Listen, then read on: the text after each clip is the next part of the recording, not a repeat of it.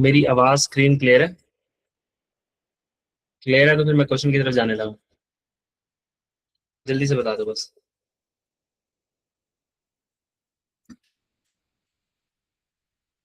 Okay जी। Sir हमारे पास है PERT को। ठीक है। वो कह रहा है पर्ड को एक्वायर्ड 80% ऑफ सब्सटेन, सॉरी, पर्ड को ने सेबिस्टियन के 80% शेयर एक्वायर किए हैं। तो पर्ड को सर हमारा क्या हो जाएगा, पेरेंट कंपनी, और सेबिस्टियन हमारी क्या हो जाएगी सर, सब्सिडी कंपनी। हमने पढ़ा था कि हमने बार बार रिपीट करता चीजों को, अगर हमने 1% से लेके 19% तक किसी कंपनी के शेयर एक्वायर किए हो, तो ये हमारी होती है नॉर्मल इन्वेस्टमेंट। और नॉर्मल इन्वेस्टमेंट को IFRS 9 के अंदर डील करते हैं। सर अगर 20% से लेके आप 50% तक किसी कंपनी के शेयर एक्वायर कर लेते हो, ठीक है, उसमें होल्डिंग कर लेते हो, तो वो आपकी बन जाती है एसोसिएट, और एसोसिएट को IS 28 इक्विटी अकाउंटिंग के थ्रू आप अकाउंट फॉर कर रहे होते हो। और सर अगर 50% से ज्यादा और 100% तक आप किसी को किसी कंपनी को एक्वायर कर लो, तो वो आपकी क्या बन जाती है सर, सब्सिडरी। और सब्सिडरी को आप क्या करते हो, कंसोलिडेट। ठीक है, तो हमने 80% सेबिस्टियन को के शेयर एक्वायर कर लिए, तो ये हमारी सब्सिडरी बन गई। अगर non controlling interest is valued at fair value, जो आपका एनसीआई भाई है ना, एनसीआई भाई, बाकी जो 20% किसने एक्वायर किए होंगे सर, एनसीआई ने, नॉन कंट्रोलिंग इंटरेस्ट में। उसको आप फेयर वैल्यू पे मैयर करते हो, यानी गुडविल निकालते हुए आप क्या लेते हो, पूरी कंसिडरेशन साथ फेयर वैल्यू। आपने कितने पैसे दिए, दिस इज कंसिडरेशन, एनसीआई भाई ने कितने पैसे दिए, उस टाइम पे नेट एसेट्स कितने थे, तो गुडविल आपकी जो आएगी सर वो फुल गुडविल आ जाएगी। लेकिन क्योंकि प्रॉफिट एंड लॉस का सवाल है, हो सकता है कि वो गुडविल निकलवा ले, हो सकता है एक एडजस्टमेंट आपको साथ दे दे, ये उसके ऊपर डिपेंड करता है। ठीक है, तो आगे चलते हैं। तो कह रहा था statement of profit and loss for the year ended 31 मार्च 2008। 31 मार्च 2008 की हमें statement of profit and loss दी गई है, पेरेंट की कंपनी की भी और सब्सिडरी कंपनी की भी। तो सर जो साल खत्म हो रहा है 31 मार्च 2008 के ऊपर, ये फौरन सोच लिया करो एग्जाम के अंदर, क्योंकि जो हमारा फाइनेंशियल ईयर एंड है वो की डेट होती है। जो साल खत्म हो रहा है 31 मार्च 2008 के ऊपर, वो शुरू होगा 1 अप्रैल 2007। तो हमने उन तमाम ट्रांजेक्शन को देखना है जो इन दो डेट्स के दरमियान फॉल कर रही हैं। ठीक है, उन तमाम ट्रांजेक्शन को देखना है। तो सर चलते हैं। पेरेंट ने जी सर रेवेन्यू कमाया है 58,200 का, और सबिस्टियन यानी सब्सिडरी ने कमाया है 34,300 का। फिर कॉस्ट ऑफ सेल आ रही है सर, जीपी आ रहा है, उसके बाद ऑपरेटिंग प्रॉफिट आ रहा है आपके पास, उसके बाद कुछ आपके इंटरेस्ट एक्सपेंस आ रहे हैं, इनकम टैक्सेस आ रहे हैं। ठीक है, और प्रॉफिट फॉर द ईयर आया। अच्छा सर, ये इन्होंने आपके लिए आगे कॉपी करके लिख दिया, तो हम इसको यहाँ से ही देख लेते हैं। ये सर हमारे पास लिखा हुआ आ रहा है, ये डबल डबल कॉपी हुआ है। दो, ये ना समझ लेना कि ये दो दिए मैं आपको, ठीक है, एक ही प्रॉफिट एंड लॉस है, क्योंकि वो आधा इस पेज पे था, आधा दूसरे पेज पे, तो उसने यहाँ पे कॉपी कर दिया हमारी आसानी के लिए। तो सर ये आ गया हमारे पास। देखो प्रॉफिट एंड लॉस जब आप बना रहे होते हो ना, आपने कुछ भी नहीं करना होता, सिंपल सा काम। आपने लाइन बाय लाइन आइटम्स को ऐड करना है, लाइन बाय लाइन। आपने रेवेन्यू को ऐड करना है, यानी इन दोनों को ऐड करना है। जब आप प्रॉफिट एंड लॉस बना रहे होगे, इन दोनों को ऐड करना है, कॉस्ट ऑफ सेल को ऐड करना है, प्रॉफिट हमेशा बैलेंसिंग फिगर आपने खुद निकालना है। क्यों सर, क्योंकि आपके पास सवाल में कोई एडजस्टमेंट दी होंगी, ये वो प्रॉफिट है जो उन्होंने निकाला हुआ है। एडजस्टमेंट करने के बाद हमने सही प्रॉफिट निकालना है। तो सिंपल से आसान मार्क्स जो तुमने गेन करने हैं ना, वो ये कि तुम लाइन बाय लाइन चीजों को ऐड कर दो, उसके बाद देखो एडजस्टमेंट का इंपैक्ट कहाँ कहाँ जा रहा है। सर ऑपरेटिंग एक्सपेंसेस दिए हुए, इनको भी लाइन बाय लाइन ऐड कर देना, इन्वेस्टमेंट इनकम दी हुई है, इसको भी लाइन बाय लाइन ऐड कर देना, इसको भी लाइन बाय लाइन ऐड कर देना, इनकम टैक्सेस भी लाइन बाय लाइन ऐड कर देना। और बस जो प्रॉफिट है ना, उनको तुमने बैलेंसिंग फिगर के तौर पे निकाल लेना। ठीक है। अच्छा एक सेकंड मेरे, एक सेकंड वेट कीजिएगा।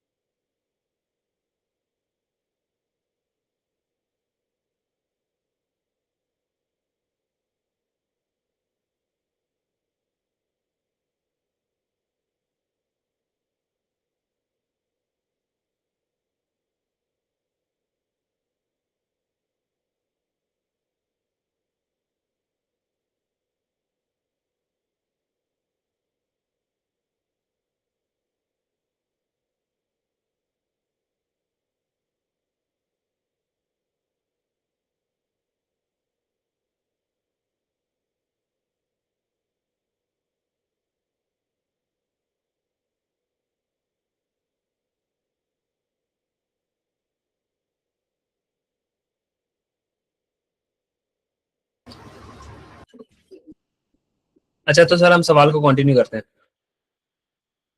Sorry for the disturbance. तो मैं बता रहा था कि आपने लाइन बाय लाइन चीजों को ऐड कर देना और सिर्फ एडजस्टमेंट का इम्पैक्ट आपने ले लेना। अच्छा अब हम चलते हैं नीचे। सर उसने हमें थोड़ी सी फाइनेंशियल स्टेटमेंट का एक्सट्रैक्ट भी दिया हुआ है। उसने आपको कहा हुआ है कि टोटल एसेट्स पेरेंट के ये आ रहे हैं और सब्सिडरी के टोटल एसेट्स आपके पास ये आ रहे हैं। हो सकता है सर उसकी कोई और रिक्वायरमेंट भी हो हमारे पास।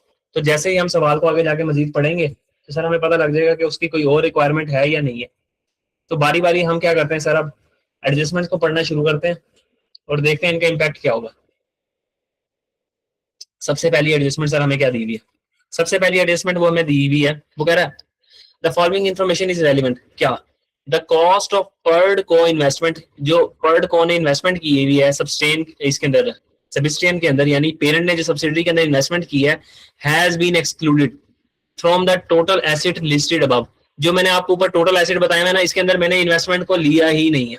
मैंने इन्वेस्टमेंट को लिया ही नहीं है, यानी पेरेंट ने अपनी सेपरेट बुक्स के अंदर इन्वेस्टमेंट नहीं रिकॉर्ड की हुई या कंसोलिडेटेड बुक्स में भी नहीं रिकॉर्ड की हुई। तो हमने कहा बहुत अच्छी बात है, कंसोलिडेटेड बुक्स में तुम्हें रिकॉर्ड भी नहीं करनी चाहिए थी। कंसोलिडेटेड बुक्स के अंदर तुम्हें रिकॉर्ड करनी नहीं चाहिए थी। अगर तुमने सब्सिडरी के अंदर कोई इन्वेस्टमेंट की भी है वो तो हम उड़ा देते हैं सर और सिर्फ गुडविल को ले लेते हैं। ठीक है, नेट एसेट्स की वर्किंग करने के बाद। कल मैंने इसके ऊपर बड़ी डिटेल से बात की थी, अगर कल का सवाल तुम लोगों को याद हो तो। A part of the consideration, वो कह रहा है इसके अलावा part of the consideration for Sebastian को 8 मिलियन इज ड्यू। 8 मिलियन ऐसा जो हमने अभी भी देना है, पेड ऑन यकम अप्रैल 2008। सर हमारा साल खत्म हो रहा है 31 मार्च 2008 पर। एग्जैक्ट एक दिन बाद यकम अप्रैल 2008 के ऊपर सर हमने कितने पैसे पे करने हैं? 8 मिलियन। 8 मिलियन पे करने। तो सर ये 8 मिलियन जो हमने पे करने थे, आपने कंपोनेंट ऑफ कंसिडरेशन के अंदर अच्छे तरीके से पढ़ा होगा कि जिस दिन आप सब्सिडी को एक्वायर करते हो एट एक्विजिशन डेट, आप सब्सिडी को खरीदते वक्त कुछ पैसे दे देते हो कि सर सब्सिडी खरीदने, मिसाल के तौर पर आज हमने 100 रुपए दे दिया। हम उससे वादा कर लेते हैं डेफर्ड कंसिडरेशन। हम कहते हैं तुमसे वादा करते हैं कि आज से 2 साल बाद ना तुम्हें 100 रुपए देंगे। तो हमारा स्टैंडर्ड क्या कहता है सर, 2 साल बाद जो तुमने पैसे देने हैं ना, आज ही उसको रिकॉर्ड करना है, तुमने इन्वेस्टमेंट का पार्ट बनाना है। लेकिन कैसे? उसको उसकी प्रेजेंट वैल्यू निकालनी है। लेट्स सपोज मैंने ये 100 रुपया देना 2 साल बाद और मेरा डिस्काउंट रेट है 10%, तो मैं इसकी प्रेजेंट वैल्यू निकाल लूंगा ऐसे करके। ठीक है, तो जो भी प्रेजेंट वैल्यू आएगी सर, इन दोनों को जमा करके मैं इन्वेस्टमेंट को डेबिट कर लूंगा अपने पास से, कैश क्रेडिट करूंगा, मेरे पास से 100 रुपया चला गया, और अपनी किताबों में एक पेबल रिकॉर्ड कर लूंगा कि ये पेबल मैंने रिकॉर्ड कर लिया। ठीक है, लेट्स सपोज मैं एक अज्यूम कर लेता हूँ। अच्छा मुझे जल्दी से बताओ, ये 100 इंटू 1.10 रेज टू पावर -2 करूँ तो प्रेजेंट वैल्यू क्या आती है? जल्दी से बताओ, मुझे प्रेजेंट वैल्यू निकाल के बताओ। डेफर्ड पेमेंट अगर मैंने 2 साल बाद एक पेमेंट करनी हो 100 रुपीज की, तो उसकी आज प्रेजेंट वैल्यू क्या होगी? सर ये जो सामने स्क्रीन पे लिखा हुआ है इसको सॉल्व करके बता दो। 100 इंटू 1.1 रेज टू पावर -2।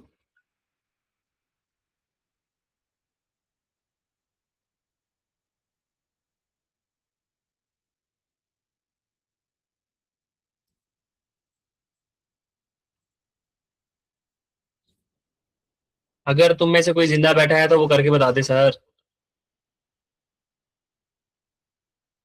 क्या आंसर आएगा इसका? 82.64। अच्छा जी, तो हमने आज 82.64 अपने पास हमने रिकॉर्ड कर लिया कि अगर आज ही हम ये 100 रुपया ना दे दे। ये डेफर्ड पेमेंट का मतलब क्या होता है? ये तुम्हें ये बताता है कि अगर तुम आज ही पैसे दे देते तो तुम्हें 100 रुपया ना देना पड़ता, तुम्हें 82.64 देना पड़ते। लेकिन तुम 2 साल बाद जो पैसे दोगे ना, तो तुम्हें एक्स्ट्रा सूद देना पड़ रहा है। 82.64 और 100 का डिफरेंस लो तो एक्स्ट्रा अमाउंट जो तुम पे कर रहे हो वो सूद के लिए पे कर रहे हो। तो स्टैंडर्ड कहता है तुमने अपने पास एंट्री करनी है इन्वेस्टमेंट डेबिट 182.64 से। पैसे तुम्हारी जेब से कितने गए? सर हमारी जेब से तो सिर्फ अभी 100 रुपया गया है, एक्विजिशन डेट के ऊपर मैं एंट्री कर रहा हूँ। और अपने पास एक पेबल रिकॉर्ड कर लो। लेकिन सर हमने तो पे करना है 100 रुपीज, आपने आज पेबल सिर्फ 82.64 रिकॉर्ड किया। सर आहिस्ता आहिस्ता इस पेबल को हम बढ़ाते जाएंगे। हम अपने पास इंटरेस्ट बुक करेंगे, इंटरेस्ट एक्सपेंस डेबिट पहले साल और पेबल क्रेडिट। ठीक है, interest expense debit payable credit पहले साल के एंड के ऊपर, पहले साल खत्म होने के ऊपर हम ये इंटरेस्ट बुक करेंगे। हम क्या पकड़ेंगे? हमारा पेबल है 82.64, इसका 10% हमने इंटरेस्ट बुक कर लिया, तो सर वो बनेगा 8.264। ठीक है, 8.264।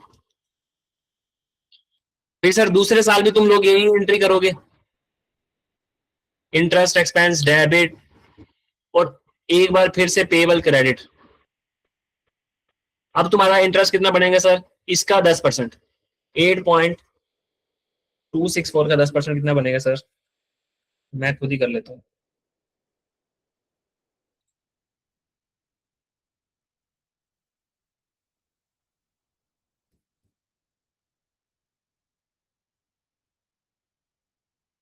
सॉरी, अच्छा ये 8.264 तुमने बुक कर लिया। अब देखो तुम्हारी लाइबिलिटी कहाँ पहुंच गई है, तुमने रिकॉर्ड की थी 82.64 पे, तुमने रिकॉर्ड की थी 82.64 पे, तुमने लाइबिलिटी को मजीद बढ़ाया 8.264 से, तो तुम्हारी लाइबिलिटी पहले साल के एंड तक पहुंच चुकी थी सर कितने पे, 8.264 प्लस 82.64, सर तुम्हारी लाइबिलिटी पहुंच चुकी थी 90.94।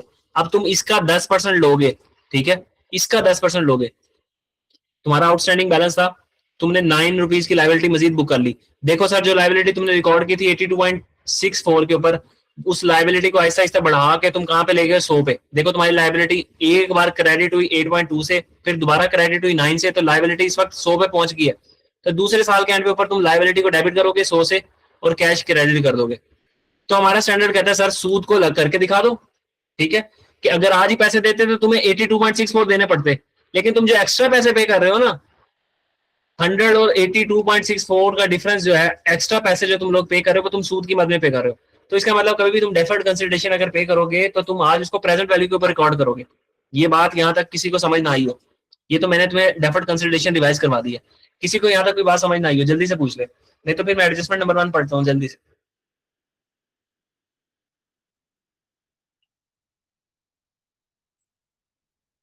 इंटरेस्ट की परसेंटेज लगती है लाइबिलिटी के क्लोजिंग बैलेंस पे। पहले साल पे लाइबिलिटी का क्लोजिंग बैलेंस था 82.64, फिर हमने एक साल का इंटरेस्ट बुक किया और लाइबिलिटी 8.24 से बढ़ गई, तो पहले लाइबिलिटी 82 पे रिकॉर्ड थी, फिर 8 से मजीद बढ़ के 90 पे पहुंच गई, तो दूसरे साल लाइबिलिटी का बैलेंस था 90, फिर इसलिए हमने 10% उसके ऊपर अप्लाई किया। किसी को ये चीज समझ ना आई हो तो जल्दी से पूछ ले।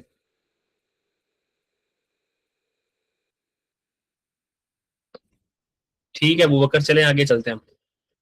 तो ये थी तुम्हारी प्रीवियस रिवीजन। अभी भी सर हमने यही काम करना है, इसको जल्दी से रेज कर लेते हैं हम अपने पास से।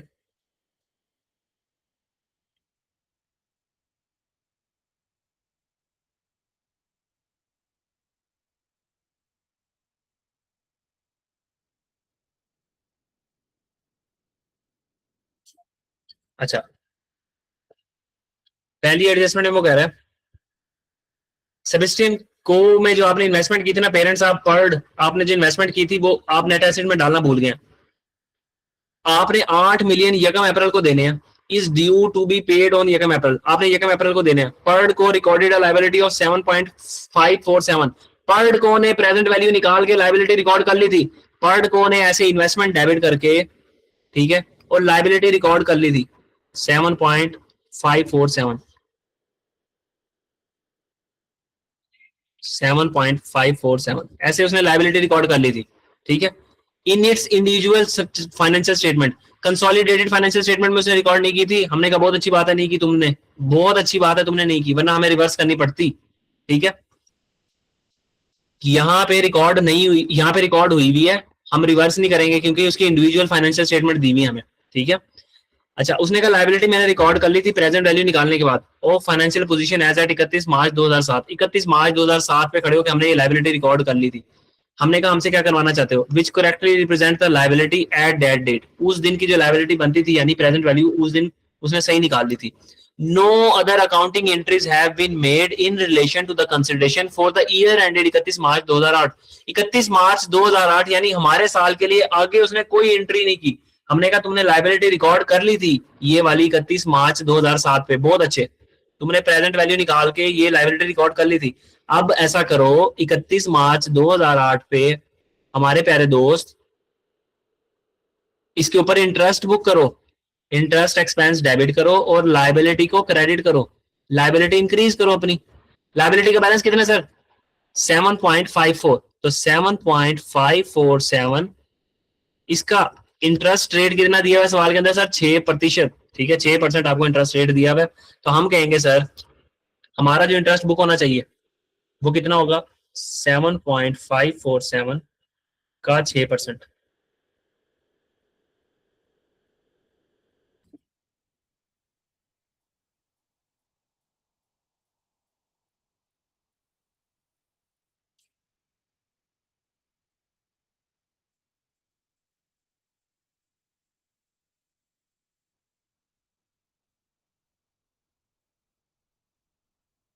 अच्छा, इसको मैं रुपीज इन थाउजेंड में करूंगा सारे सवाल को ना, रुपीज इन थाउजेंड में।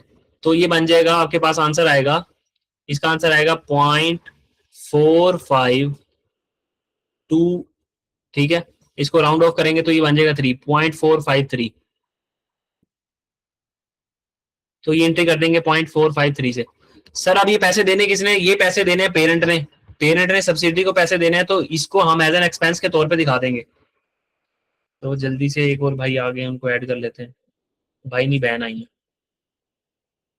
तो सर ये एंट्री नहीं हुई भी, तो हम सिंपल क्या करेंगे? इंटरेस्ट बुक कर लेंगे। तो हम ये करेंगे सर, हम अपने पास आके सिंपल से इतना काम करेंगे कि 453 का एक्सपेंस बुक कर लेंगे अपने पास। यहाँ पे ऊपर आएंगे, हम कहेंगे कि जब हम यहाँ लिखने लगेंगे, जब हम इसको कंसोलिडेटेड प्रॉफिट एंड लॉस बनाने लगेंगे, इन दोनों वैल्यूज को तो ले लेंगे, प्लस इसके अंदर हम 453 भी जमा कर देंगे। और सर 453 कैसे आया? ये 0.453 है, इसको मल्टीप्लाई बाय 1000 किया, यानी फिगर को मैं 1000 में ले रहा हूँ क्योंकि ऊपर सारा डाटा 1000 में है। तो मैंने कहा कि यहाँ पे मैं 453 जमा कर दूंगा। किसी को इस एडजस्टमेंट में कोई मसला परेशानी? सर लायबिलिटी क्रेडिट नहीं किया आपने, मैं कंसोलिडेटेड बैलेंस शीट नहीं बना रहा, मैं कंसोलिडेटेड पीएनएल बना रहा हूं, तो मुझे सिर्फ इनकम और एक्सपेंसेस से मसला है। लायबिलिटी तो जाएगी बैलेंस शीट के फेस पे। अगर यहाँ कंसोलिडेटेड बैलेंस शीट बना रहे होते तो लायबिलिटीज में जाके 453 ऐड कर देते। पहली एडजस्टमेंट में किसी को कोई मसला परेशानी?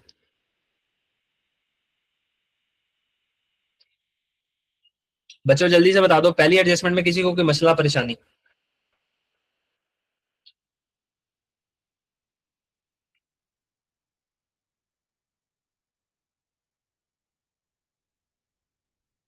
ओके, आगे चलते हैं।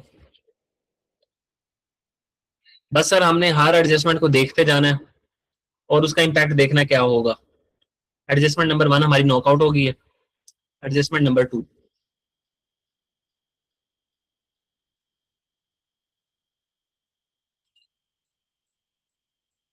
वो कह रहा है ऑन एक्विजिशन, एक्विजिशन वाले दिन। सर एक्विजिशन किस दिन हुई है? हमें अभी तक कोई प्रॉपरली पता नहीं लगा कि एक्विजिशन हुई किस दिन है। ठीक है, on acquisition the goodwill was correctly calculated as 3.2 million. वो कह रहा है एक्विजिशन वाले दिन गुडविल मैंने निकाल ली थी 3.2 मिलियन। हमने कहा बहुत अच्छी बात है। इन द ईयर 31 मार्च 2007, 31 मार्च 2007 में ना हमने गुडविल बिल्कुल सही निकाल ली थी। अच्छा सॉरी, ये सेंटेंस यहाँ खत्म हो गया। वो कह रहा है कि गुडविल हमने यहाँ सही निकाली थी। अब आगे क्या हो रहा है? वो कह रहा है 31 मार्च 2007, 2007 के साल में ये हुआ कि goodwill was deemed to be have impaired by 40,000। हमारे साल से पिछले साल की बात कर रहा है कि पिछले साल जो गुडविल है ना वो इम्पेयर हुई थी 4 लाख रुपए से। 4 लाख रुपए से गुडविल इम्पेयर हुई थी। हमने कहा ठीक है, अगर इम्पेयर हुई थी तो पिछले साल कंसोलिडेशन करते हुए उन्होंने इम्पेयरमेंट ले ली होगी। क्या हमारे साल इस हम रिकॉर्ड करेंगे? हम बना रहे हैं पीएनएल, प्रॉफिट एंड लॉस, इसमें फॉर द ईयर ट्रांजैक्शन आएंगी, हमारे साल की ट्रांजैक्शन। ठीक है, हमारे साल की ट्रांजैक्शन। बैलेंस शीट होती है तो तुम गुडविल की कैलकुलेशन में ये इंपेयरमेंट भी लेते और उसके बाद अगर कोई फर्दर इंपेयरमेंट हमारे साल के अंदर आई होती तो वो भी लेते। अच्छा आगे बढ़ते हैं।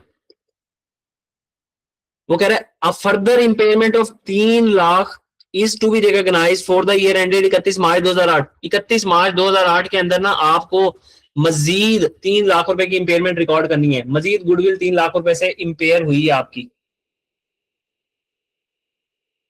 मजीद आपकी गुडविल 3 लाख रुपए से इंपेयर हुई है। हमने कहा ठीक है सर।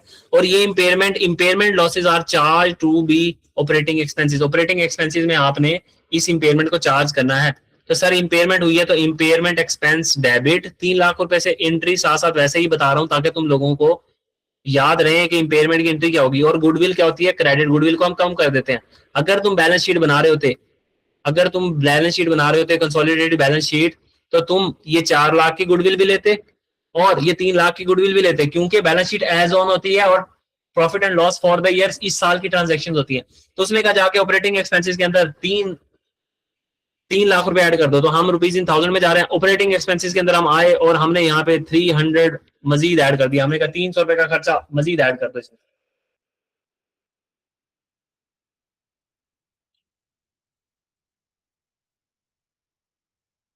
किसी को इस एडजस्टमेंट में कोई मसला परेशानी हो तो पूछ ले।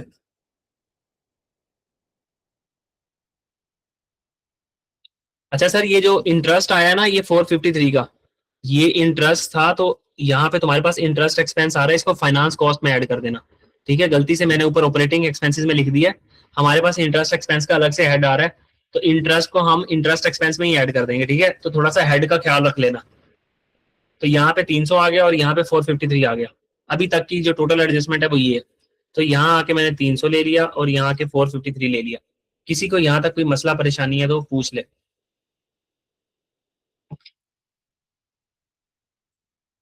बच्चों, किसी को यहाँ तक कोई मसला परेशानी है तो पूछ लो।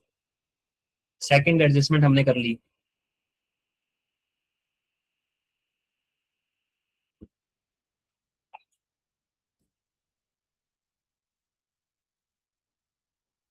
ओके, अब हम चलते हैं अगली एडजस्टमेंट की तरफ। थर्ड एडजस्टमेंट हम करेंगे सबसे लास्ट में, क्योंकि ये थोड़ी लंबी है। तो पहले आसान आसान एडजस्टमेंट तुमने सवाल में भी ऐसे ही करना है कि जो आसान आसान एडजस्टमेंट है सर उनको सबसे पहले नॉकआउट कर देना, ताकि इजी मार्क्स तुम लोग गेन कर लो सवाल के अंदर। इजी मार्क्स पहले हुए होते हैं, उनको तुमने जल्दी जल्दी से गेन करना है, उसके बाद तुमने मुश्किल एडजस्टमेंट की तरफ जाना है। तो ये तुम्हारे लिए सवाल भी साफ कर दिए। तो सर अभी तक एडजस्टमेंट नंबर 1 भी हो गया, 2 भी हो गया। 3 को करने से पहले हम चले जाते हैं सर जी 4 की तरफ। वो कह रहा है पर्ड को, पर्ड यानी parent, parent made a sale of 9 million to Sebastian को। पेरेंट ने सेबेस्टियन यानी सब्सिडरी को सेल किया सर कितने की, 9 मिलियन की। अब सेल की एंट्री मैं तुम्हें यहाँ पे एक बार समझा देता हूँ, तुम्हारी सेल भी रिवाइज हो जाएगी। सेल को कैसे सही करते हैं हम, अगर पेरेंट और सब्सिडरी एक दूसरे को सेल कर दें तो हमने कंसोलिडेटेड बैलेंस शीट के हिसाब से तो इसको पढ़ा हुआ है, लेकिन हमने इसको प्रॉफिट एंड लॉस के हिसाब से नहीं पढ़ा हुआ। तो बहुत आसान है, इधर सिंपल सा देखना सिर्फ। मिसाल के तौर पर सर ये है पेरेंट,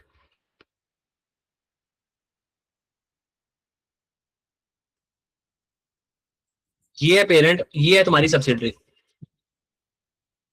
ये है पेरेंट, ये है सब्सिडरी। पेरेंट ने एक चीज बाहर से खरीदी 100 रुपए की, 100 की खरीद के आगे सब्सिडरी को बेच दी 150 की। तो पेरेंट की कॉस्ट ऑफ सेल कितनी आ रही होगी सर, जो चीज सेल की है उसकी कॉस्ट, जो चीज सेल की है उसकी कॉस्ट। बाहर से खरीदी थी पेरेंट ने 100 रुपए की, आगे सब्सिडरी को चिपका दी 50 150 की। तो सर पेरेंट ने कितना प्रॉफिट कमाया सर, 50 रुपए का। जब हमने सब्सिडरी को दी वो, तो सब्सिडरी के लिए कॉस्ट कितनी होगी, सब्सिडरी के लिए होगी 150 रुपए कॉस्ट। सब्सिडरी ने जो पेरेंट से चीज खरीदी उसने आगे 100, आगे उसने क्या किया सर, इसको इसको ऐसा कर लो, फिगर्स को छोटा कर लेते हैं थोड़ा सा ताकि तुम्हें जल्दी समझ आ जाए। पेरेंट ने एक चीज बाहर से खरीदी थी 50 रुपए की, सब्सिडरी को बेच दी 100 की। तो पेरेंट के लिए कॉस्ट कितनी है, 50। तो पेरेंट ने प्रॉफिट कितने का, 50 रुपए का। ये है परचेज एट 50। पेरेंट ने खरीदी थी 50 की, आगे सब्सिडरी को बेच दी 100 की, 50 का प्रॉफिट कमा लिया। सब्सिडरी भाई ने पता क्या किया, सब्सिडरी ने यही चीज मार्केट में बेच दी 90 रुपए की हमसे।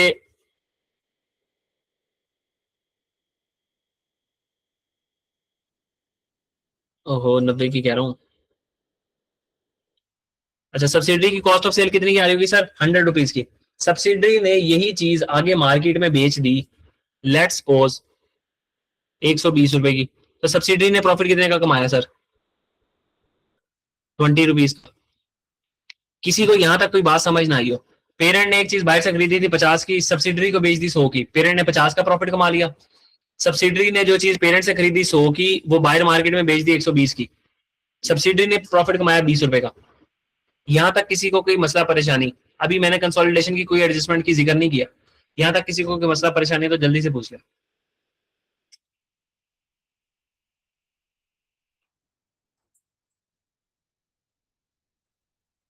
अब सर हम ग्रुप के हिसाब से बात करते हैं। अगर मैं ग्रुप की सेल देखूं, अब दोनों अलग अलग नहीं है, दोनों एक ही है, ठीक है, दोनों एक ही है। ग्रुप की सेल है 100 जमा 120, 220, ठीक है। ग्रुप की कॉस्ट कितनी है, दोनों की कॉस्ट ऑफ सेल जमा कर दो 150, ठीक है। तो ग्रुप ने कितना प्रॉफिट कमाया सर, 70 रुपए का प्रॉफिट कमाया। कितने का प्रॉफिट कमाया सर, 70 रुपए का प्रॉफिट कमाया। क्या ये इंडिविजुअल बुक से मैच कर रहा है, जी सर ये इंडिविजुअल बुक से मैच कर रहा है। इंडिविजुअल बुक्स के प्रॉफिट का अगर टोटल तुम करो तो वो भी 70 रुपए ही बनता है। इंडिविजुअल बुक्स का टोटल करो तो वो भी 70 रुपए बनता है। तो सर कोई एडजस्टमेंट करने की जरूरत नहीं है, कोई मसला परेशानी नहीं। जितना प्रॉफिट इंडिविजुअल बुक्स में आ रहा है वही आपका कंसोलिडेटेड बुक्स में भी आ रहा है। यहां तक किसी को कोई बात ना समझ आई हो। इसके बाद हम इसके अंदर मसले डालना शुरू करते हैं आहिस्ता आहिस्ता। क्लियर है। अच्छा, अब हम चलते हैं सर अगली।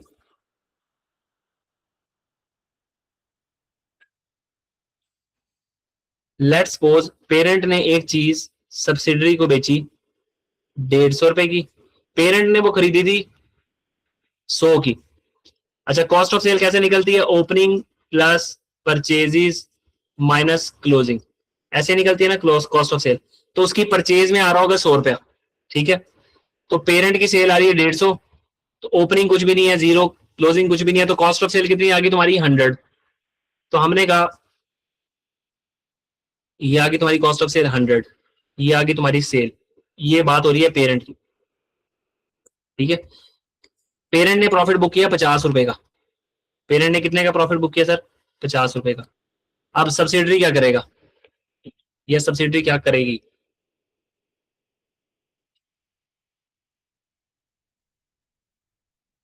ये सब्सिडरी, सब्सिडरी के पास भी ऐसे ही लिखेंगे cost of sale, opening plus purchases minus closing. तो सर ओपनिंग हम एज्यूम करते हैं 0। सब्सिडरी ने जो चीज पेरेंट से खरीदी वो कितने की थी सर, 150 रुपए की। मिसाल के तौर पर ये सब्सिडरी ने बेच दी बाहर मार्केट में 240 रुपए की।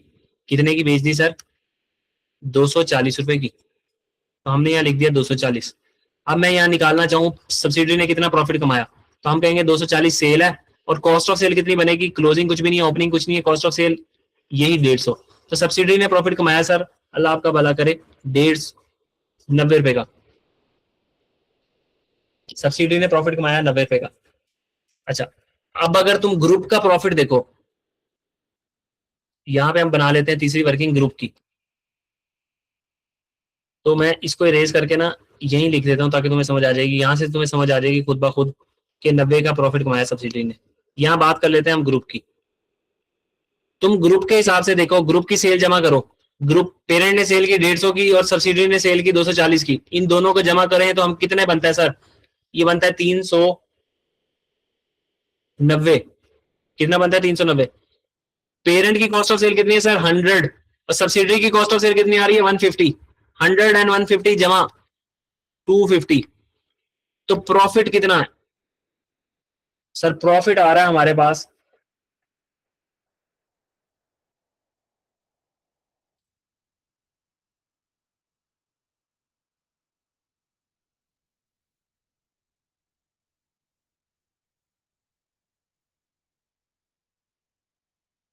140 रुपए का। सर प्रॉफिट कितना आ रहा है हमारे पास,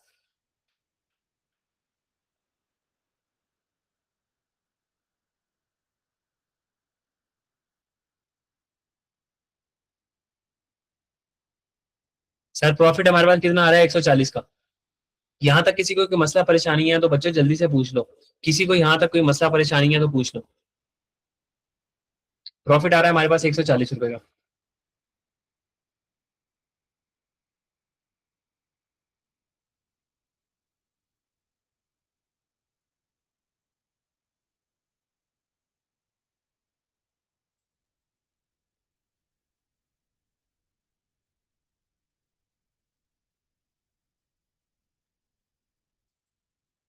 सर कोई मसला परेशानी नहीं। अब ना सिर्फ इसको ग्रुप के एंगल से देखो, इसको क्या देखना है हमने, ग्रुप के एंगल से देखो सर। एक चीज ग्रुप, ये पेरेंट और सब्सिडी अलग नहीं है, इसके अंदर पेरेंट और सब्सिडी को हमने कैद कर दिया। एक चीज ग्रुप में आई 100 की, और ग्रुप से जब बाहर निकली तो कितने की निकली सर? 240 रुपए की। तो जो चीज ग्रुप में आई थी 100 की और 240 की बाहर निकली, तो यानी 140 रुपए का प्रॉफिट कमाया। ठीक है, 140 रुपए का प्रॉफिट कमाया। प्रॉफिट में तो सर कोई मसला ही नहीं है। मसला आ रहा है कि आपकी सेल ओवर स्टेट हुई पड़ी हुई है और आपकी कॉस्ट ऑफ सेल ज्यादा हुई हुई है। जो चीज आपने खरीदी थी 100 की, ठीक है, आपकी कॉस्ट ऑफ सेल नजर आ रही है 250। आपकी कॉस्ट ऑफ सेल नजर आ रही है 250। आपने एक चीज बेची ही 240 की और आपकी सेल नजर आ रही है 390 पे। मसला समझ आया? ग्रुप के हिसाब से देखो, ग्रुप में एक चीज 100 की एंटर हुई और ग्रुप से बाहर निकली तो 240 की निकली। 140 का प्रॉफिट बिल्कुल सही आया, बिल्कुल सही। मसला आ रहा है सेल्स की फिगर में और कॉस्ट ऑफ सेल की फिगर में। तो हमारा पहला मसला, हमने कहा सर सेल जो है ना आनी चाहिए, कितने की बेची हमने? 240 रुपए की, तो सेल की वैल्यू आनी चाहिए थी 240। और खरीदी कितने थी? ग्रुप ने कितने की खरीदी थी? 100 रुपए की। तो सेल 390 आ रही है और कॉस्ट ऑफ सेल भी ज्यादा आ रही है। मसला समझ आ गया? मसला क्या बच्चों, मसला समझ आ गया कि मसला क्या? जी मसला समझ आ गया मैं। सर अब इस मसले को हमने सही करना है। मसले को सही करने के लिए सर सिंपल सी बात है, हम क्या करें, सेल को भी कम करते हैं और कॉस्ट ऑफ सेल को भी कम कर देते हैं। लेकिन सर किस वैल्यू से करें? जिस वैल्यू से आपने सेल किया, पेरेंट किसने सेल की थी सर? पेरेंट ने सब्सिडी को सेल की थी। जिस वैल्यू से सेल की है उस वैल्यू से कम कर दो। हमारे पास यहाँ सेल आ रही है 390 रुपए की, कॉस्ट ऑफ सेल आ रही है आपके पास, ग्रुप के पास 250 रुपए की, और प्रॉफिट ग्रुप का बिल्कुल सही आ रहा है 140। प्रॉफिट के साथ पंगा लेने की जरूरत ही नहीं है, हमें सेल और कॉस्ट ऑफ सेल से मसला है। हमने कहा सेल वैल्यू से कम कर दो सेल को। सेल वैल्यू कितनी थी सर? 150। 150 पेरेंट ने 150 रुपए की सेल की थी सब्सिडी को, तो हमने सेल वैल्यू से सेल भी कम कर दी और कॉस्ट ऑफ सेल को भी कम कर दिया। ठीक है, कॉस्ट ऑफ सेल को भी हमने कम कर दिया सेल वैल्यू से। अब हमारे पास सेल वैल्यू कितनी आ जाएगी? 390 माइनस 150 करेंगे तो हमारे पास सेल वैल्यू आ जाएगी 240, अल्टीमेटली वही। और 250 माइनस 150 करेंगे तो कॉस्ट ऑफ सेल कितनी आ जाएगी? वही। और प्रॉफिट भी हमारा वही रहा। तो इसका मतलब जब भी हमारी पेरेंट ने सब्सिडरी को सेल की होगी या सब्सिडरी ने पेरेंट को सेल की होगी, तो हम सेल वैल्यू से सेल को भी कम कर देंगे और कॉस्ट ऑफ सेल को भी कम कर देंगे। लेकिन यहाँ पे कोई चीखेगा और कहेगा सर देखें प्रॉफिट तो बिल्कुल सेम आ रहा है, आप क्यों सेल को कम कर रहे हैं और कॉस्ट ऑफ सेल को कम कर रहे हैं? तो इसका मतलब हम क्या अपनी अपनी कंसोलिडेटेड अकाउंट्स के अंदर ये दिखाएं कि हमने 390 की सेल की है? ये तो हम मैनिपुलेट कर रहे हैं ना। हमने सिर्फ सेल की ही 240 रुपए की है, हमने सेल की ही 240 रुपए की है, हम ऐसे क्यों दिखाएं कि हमने 390 की सेल की है? हम एक चीज को खरीद के लेके आए 100 रुपए का और हम अपनी किताबों में दिखा रहे हैं कि हम 250 रुपए का खरीद के लेके आए। तो उतने का दिखाना चाहिए ना जितने का है वो। तो इसलिए सर हम सेल वैल्यू से इसको क्या कर देंगे? कम। पहला पहला मसला समझ आ गया, पहले मसले का हल समझ आ गया कि जो हमारे पास, पहले मसले का हल हमने निकाल लिया कि जो हमारे पास फिगर दी होगी सेल की, चाहे पेरेंट ने सेल की है या सब्सिडरी ने सेल की है, हम क्या करेंगे उससे सेल को भी कम कर देंगे और कॉस्ट ऑफ सेल को भी कम कर देंगे। अच्छा, ये तो वो केस था जब सब्सिडी ने सारे का सारा सामान आगे बेच दिया था। अब सर ऐसा केस देख लेते हैं सब्सिडी ने आगे सामान ना बेचा। देखो ये सारी चीजें मैंने अपने लेक्चर्स के अंदर बार बार पढ़ाई हुई हैं। यहाँ पढ़ाने का मकसद ये है कि तुम्हारे सारे कॉन्सेप्ट दोबारा से रिफ्रेश हो जाए, वरना मेरा भी अपना गला है। ठीक है, ये आगे हमारे पास पेरेंट, ये आगे हमारे पास सब्सिडरी। पेरेंट ने एक चीज बाहर से खरीदी 100 रुपए की और सब्सिडरी को सेल कर दी 150 की। ठीक है, 150 रुपए की सब्सिडरी को सेल कर दी।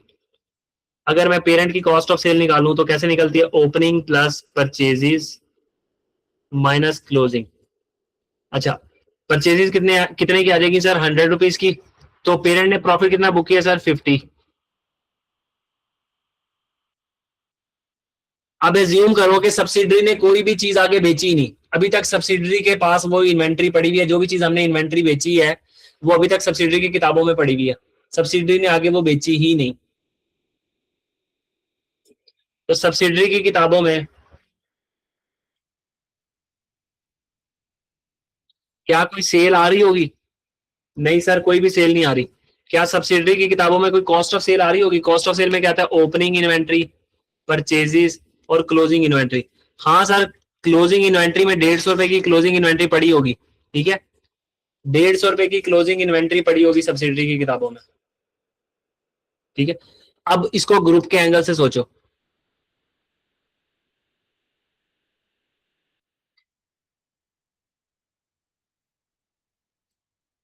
ग्रुप की सेल नजर आ रही है 150 की, ठीक है, पेरेंट की सेल 150, सब्सिडरी की सेल 0, तो दोनों को जमा किया तो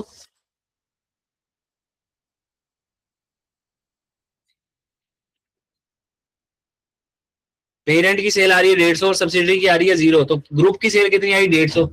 ग्रुप की कॉस्ट ऑफ सेल कितनी आ रही है सर? ग्रुप की कॉस्ट ऑफ सेल आ रही है आपके पास 100, तो प्रॉफिट आ रहा है 50 रुपए का। अब सर दो मसले, हमने सीखा था कि सबसे पहले हमने क्या करना है, सेल वैल्यू से कॉस्ट को भी कम कर देना, कॉस्ट ऑफ सेल को भी कम कर देना और सेल को भी कम कर देना। हमने सेल वैल्यू से सेल को कम कर दिया और कॉस्ट ऑफ सेल को भी कम कर दिया। लेकिन एक और मसला है, एक मसला ये कि ग्रुप में एक चीज एंटर हुई थी, ग्रुप में एक चीज एंटर हुई थी 100 रुपए की, सब्सिडरी अपनी किताबों में वही इन्वेंट्री 150 रुपए की दिखा रहा है। देखो सब्सिडरी की किताबों में वो इन्वेंट्री आ रही है 150 रुपए की, तो 50 रुपए का जो प्रॉफिट बुक हुआ है किससे कमाया हुआ है सर? अभी तक तो रियलाइज ही नहीं हुआ वो प्रॉफिट, बाहर सब्सिडी ने बेचा ही नहीं है, तो ये 50 रुपए का प्रॉफिट भी उल्टाओ। अगर हमने प्रॉफिट को उल्टाना है तो मैं खर्चे को बढ़ा दूं, कॉस्ट ऑफ सेल में 50 रुपए ऐड कर दूं, तो प्रॉफिट खुद ब खुद उलट जाएगा, प्रॉफिट खुद ब खुद उलट जाएगा। जैसे ही मैंने यहाँ ऐड किया 50 रुपए का प्रॉफिट, तो खुद ब खुद उलट गया सर। तो सिंपली मैं क्या करूंगा, आज के बाद जब भी पेरेंट और सब्सिडरी की सेल परचेज की एंट्री आएगी, सॉरी परचेज की कह रहा हूँ, सेल ऑफ इन्वेंट्री की आपके पास एडजस्टमेंट आएगी, तो आप क्या करोगे, सेल वैल्यू से सेल को भी माइनस कर दोगे, सेल वैल्यू सेल में से भी माइनस कर दोगे और कॉस्ट ऑफ सेल में से भी माइनस कर दोगे, और जो तुम्हारा अनरियलाइज प्रॉफिट होगा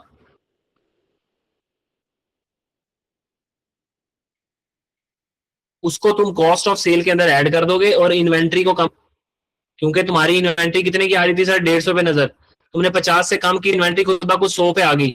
हाँ जी, जो इन्वेंट्री 100 की खरीदी थी आज उसको किताबों में 100 का ही नजर आना चाहिए। ग्रुप के एंगल से सोचो, एक चीज ग्रुप में 100 की आई और हमें 150 की दिखाई हुई है, तो किसी को कोई मसला परेशानी। आज से हमने रूल बना लिया कि जब भी पेरेंट और सब्सिडरी ने एक दूसरे को सेल ऑफ इन्वेंट्री की, तो हम क्या करेंगे, सिंपली जो सेल वैल्यू होगी उससे हम सेल और कॉस्ट ऑफ सेल को कम कर देंगे, ठीक है, और जो प्रॉफिट कमाया है उस प्रॉफिट को हम कॉस्ट ऑफ सेल का सेल के अंदर ऐड कर देंगे। अगर कंसोलिडेटेड बैलेंस शीट बना रहे हैं तो उससे इन्वेंट्री की वैल्यू को कम कर देंगे। किसी को कोई मसला परेशानी यहाँ तक पूछ ले, अगर नहीं है तो फिर मैं अपने सवाल की तरफ आता हूँ। देखो मैं एडजस्टमेंट बिल्कुल आराम से भगा सकता था, मैं कहता था तो तुम लोगों ने ये सब कुछ सीखा हुआ है, और वहां से सेल में से भी माइनस कर देता, कॉस्ट ऑफ सेल में से भी माइनस कर देता और कॉस्ट ऑफ सेल के अंदर ऐड भी कर देता। 2 मिनट की गेम थी, मैंने इतनी लंबी जो तमहीद बांधी है वो सिर्फ तुम्हारे लिए बांध दी है कि तुम्हारे कॉन्सेप्ट रिवाइज हो जाए, इस प्रैक्टिस सेशन का तुम्हें कुछ फायदा हो जाए। तो सर अब चलते हैं अपने सवाल की तरफ। वो कह रहा है पर्ड को ने 9 मिलियन की सेल की ने की है सब्सिडरी को, पेरेंट ने सब्सिडरी को 9 मिलियन की सेल किया है, तो 9 मिलियन है सेल वैल्यू, ठीक है। इस सेल वैल्यू को सर भागते हुए गए हम सबसे पहले, इस सेल वैल्यू को हमने कहा बाकी काम तो करेंगे बाद में। सर ने कहा था जो सेल वैल्यू है ना उसको आपने सेल में से भी माइनस कर देना और कॉस्ट ऑफ सेल में से भी माइनस कर देना। हम ऊपर गए भागते हुए, हमने कहा यहाँ पे 9,000 यहां से भी माइनस कर दो और कॉस्ट ऑफ सेल में से भी 9,000 माइनस कर दो। किसी को यहां तक ना समझ आया हो ये मैंने क्या किया, किसी को ना समझ आया हो?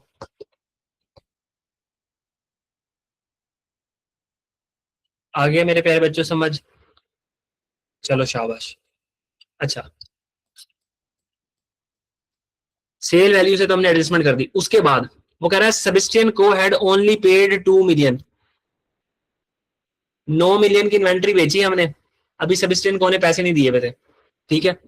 तो यहां मैं सिंपल लिख लेता हूं, हमने ऐसे किया होगा कि हमने रिसीवेबल डेबिट किया होगा, पेरेंट ने, हमसे मुराद पेरेंट ने 9 मिलियन से रिसीवेबल डेबिट किया होगा, उसमें से भी 2 मिलियन उसने अपना रिसीवेबल 7 मिलियन पे रिकॉर्ड किया होगा, पेरेंट की किताबों में रिसीवेबल आया होगा 7 मिलियन, और सेल उसने क्रेडिट की होगी 9 मिलियन से ही, ठीक है, सेल उसने 9 मिलियन से ही क्रेडिट की होगी। अच्छा, डबल एंट्री पूरी नहीं करा तो मैं सिर्फ बताना चाह रहा हूँ कि यहाँ 7 मिलियन का रिसीवेबल उसकी किताबों में नजर आ रहा है, और सब्सिडरी की किताबों में भी पेएबल नजर आ रहा होगा कि मैंने ये पे करना है 7 मिलियन, किसको, पेरेंट को, ये नजर आ रहा होगा। तभी अगर तुम बैलेंस शीट बना रहे होते तो ये 7 मिलियन का पेएबल रिसीवेबल उल्टा देते अगर तुम बैलेंस शीट बना रहे होते। Sebastian Co only had paid 2 million of the goods. These sales were made at a markup of 25%. 25% markup के ऊपर तुमने ये इन्वेंट्री बेची थी। पेरेंट ने जो सब्सिडरी को इन्वेंट्री बेची थी वो 25% मार्कअप पे बेची थी। तो हमारे पास इक्वेशन होती है प्रॉफिट, हमारे पास इक्वेशन होती है cost plus profit is equal to sale. कि कॉस्ट के अंदर प्रॉफिट ऐड कर दो थोड़ा सा तो सेल वैल्यू आ जाती है। अब हमने इसमें से देखना है कि हमने प्रॉफिट कितना कमाया। तो सर याद रखना, जिसके साथ प्रॉफिट की परसेंटेज अटैच होती है उसको 100% एज्यूम करना है तुम लोगों ने। मैं बिल्कुल बच्चों की तरह पढ़ा रहा हूँ, ऐसे जैसे तुम्हें कुछ आता ही नहीं है। तो प्रॉफिट की परसेंटेज किसके साथ अटैच है, उसने कहा 25% मार्कअप। मार्कअप का मतलब होता है कॉस्ट। जिसके साथ प्रॉफिट की परसेंटेज अटैच है उसको तुमने 100 ले लेना है। ठीक है, प्रॉफिट कितना है तुम्हारा सर 25%, तो सेल की वैल्यू कितनी आ जाएगी 125। अब तुम्हें सेल की वैल्यू दी हुई है 9 मिलियन, सेल की वैल्यू तुम्हें दी हुई है कि 9 मिलियन की सेल है, और सर सेल की परसेंटेज कितनी है 125। हमें क्या चाहिए प्रॉफिट, प्रॉफिट की परसेंटेज कितनी है 25। तो given amount sale, given amount की percentage multiply by required amount की परसेंटेज। तो हमारे पास प्रॉफिट कितना आ जाएगा, जल्दी से कैलकुलेट करके बताओ सर कितना प्रॉफिट कमाया हमने, कितना प्रॉफिट कमाया हमने। इब्राहिम, फरहीन, जल्दी से मुझे कैलकुलेट करके बताओ। अबू बकर, जो भी 1800। तो सर 1800 का हमने प्रॉफिट कमाया। अगली लाइन, एंड द सेबेस्टियन को hold 1/3 of the goods at 31 मार्च। इसमें से सिर्फ 1/3 इन्वेंट्री पड़ी हुई है। हमने का पूरा प्रॉफिट नहीं उल्टाना, 1/3 उल्टाना है, क्योंकि 1/3 हमारे पास इन्वेंट्री के तौर पे भी पड़ा हुआ है। तो हमें सिर्फ उससे मसला है जो हमारे पास अभी पड़ा हुआ है। तो इसका 1/3 ले लो, 1/3 कर दो। 1/3 करोगे तो सर क्या आ जाएगा 600। ठीक है, अब प्रॉफिट उल्टाना है, तो प्रॉफिट उल्टाना है तो जाके ये 600 कॉस्ट ऑफ सेल के अंदर ऐड कर दो। हम यहाँ आए और हमने 600 से कॉस्ट ऑफ सेल में ऐड कर दिया, कॉस्ट ऑफ सेल को बढ़ा दिया तो प्रॉफिट खुद ब खुद कम हो गया। एक एक्सपेंस को बढ़ाया तो इसका मतलब प्रॉफिट खुद ब खुद नीचे चला गया। किसी को इस एडजस्टमेंट में कोई मसला परेशानी, पूरी एडजस्टमेंट नॉकआउट हो गई हमारी।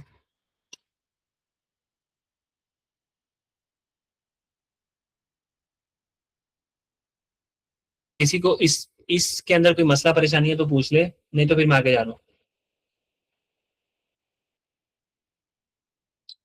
ठीक हो गया जी। फरहीन, आपको कोई मसला तो नहीं है ना। इब्राहिम, कोई मसला।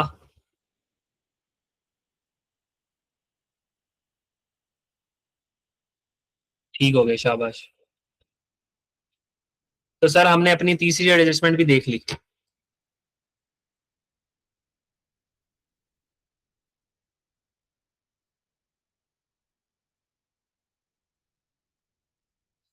अच्छा, पांचवी एडजस्टमेंट वो कह रहा है 31 मार्च 2008, 31 मार्च 2008 पर Pad group decided to revalue its non current asset. Pad यानी पेरेंट ने डिसाइड किया कि हमने रीवैल्यूएशन मॉडल अडॉप्ट करना है। पेरेंट ने डिसाइड किया कि हम रीवैल्यूएशन मॉडल अडॉप्ट करेंगे, अपने तमाम प्रॉपर्टी प्लांट इक्विपमेंट्स को कैरिंग अमाउंट से उठा के रीवैल्यूड अमाउंट के ऊपर ले जाएंगे। हमने कहा बहुत अच्छी बात है। एक बात याद रखना, कंसोलिडेटेड बुक्स के अंदर अभी इसके ऊपर हम एडजस्टमेंट करने वाले हैं, एडजस्टमेंट नंबर 3।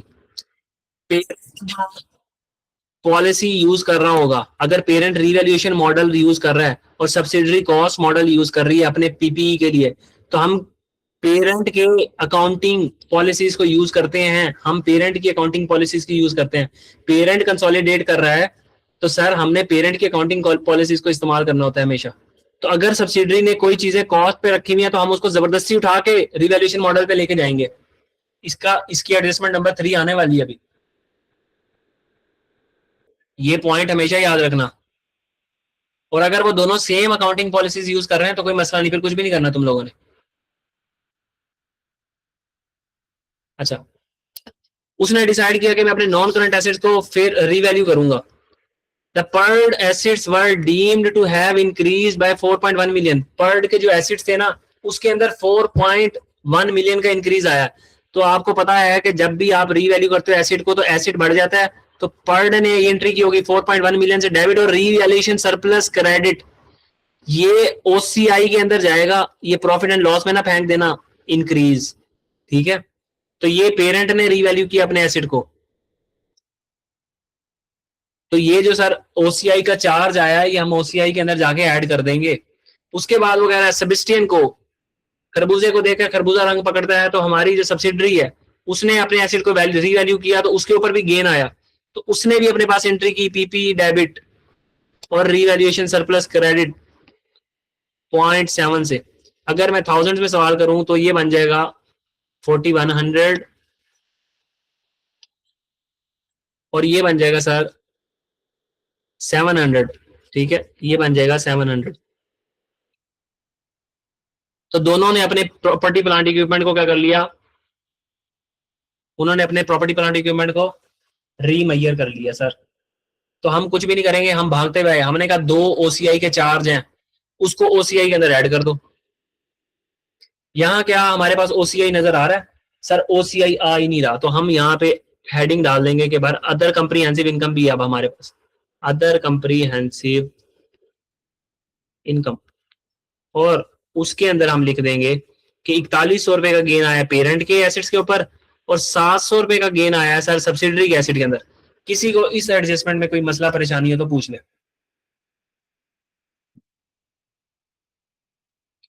बस इसके बाद एक एडजस्टमेंट रह गई और 2 मिनट में हम प्रॉफिट एंड लॉस बनाएंगे और सवाल को उड़ा देंगे।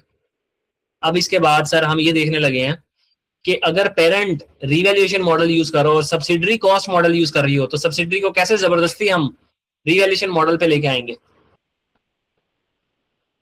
चलो शाबाश। अब हम चलते हैं अपनी लास्ट एडजस्टमेंट की तरफ। उसके बाद जो सबसे बड़ी एडजस्टमेंट है उसको देख के सवाल को खत्म करते हैं। लास्ट एडजस्टमेंट मशहूर जमाना एडजस्टमेंट।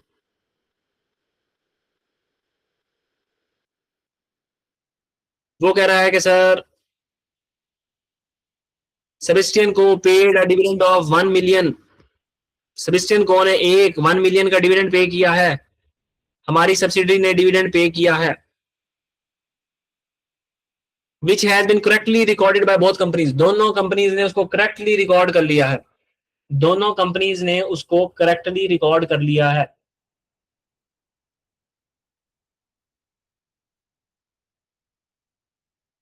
सर 1 मिलियन का जो है यानी 1000 रुपए का प्रॉफिट सॉरी डिविडेंड, उसका 80% पेरेंट का शेयर कितना बनता है सर 800। अपने आप से पूछो 800 रुपए ही बनता है ना।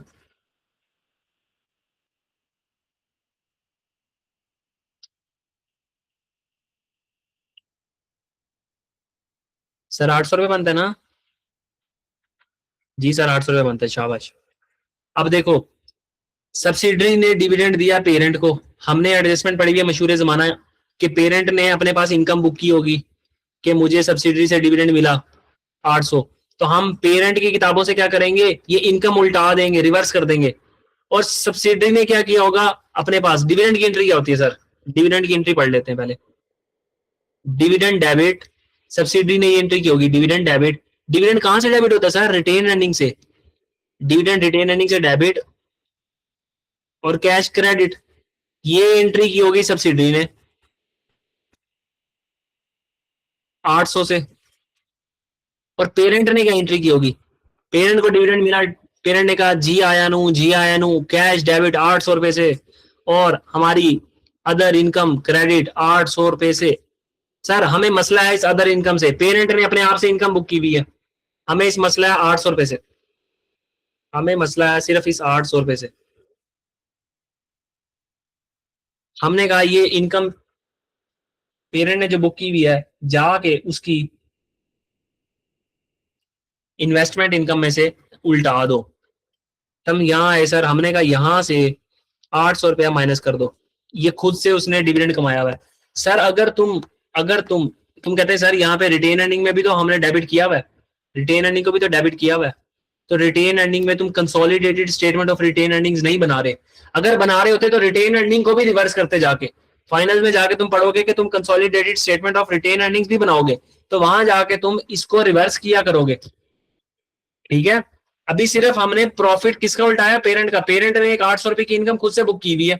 ग्रुप के एंगल से सोचना है, अकेले ना सोचने लग जाना।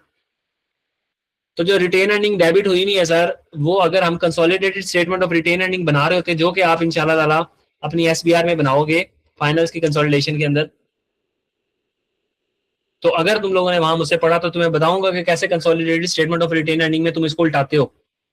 तो यहाँ तुम्हारे सिलेबस में जितना है हमने वो कर दिया। तो सर ये 800 रुपए की जो इनकम बुक हुई थी हमने इन्वेस्टमेंट इनकम में से जाके माइनस कर दी। तो सर यहाँ पे आखिरी एडजस्टमेंट ने भी अपना दम तोड़ दिया।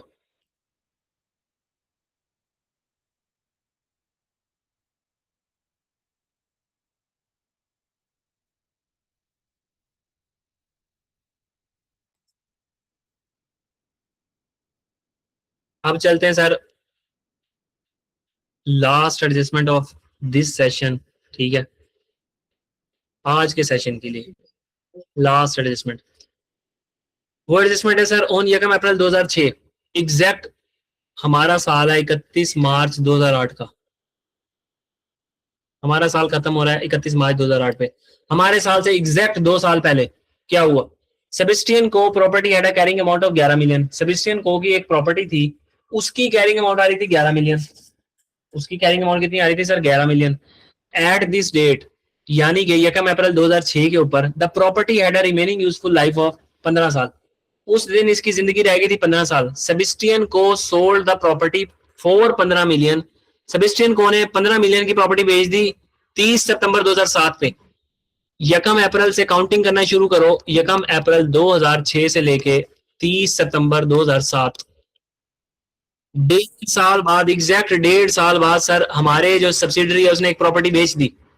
देखो 1.5 साल बनता है पूरा, 1.5 ईयर्स बाद।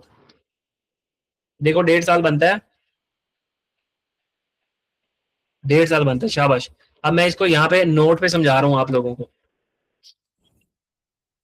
इसकी पिक्चर ले लेना अपने पास।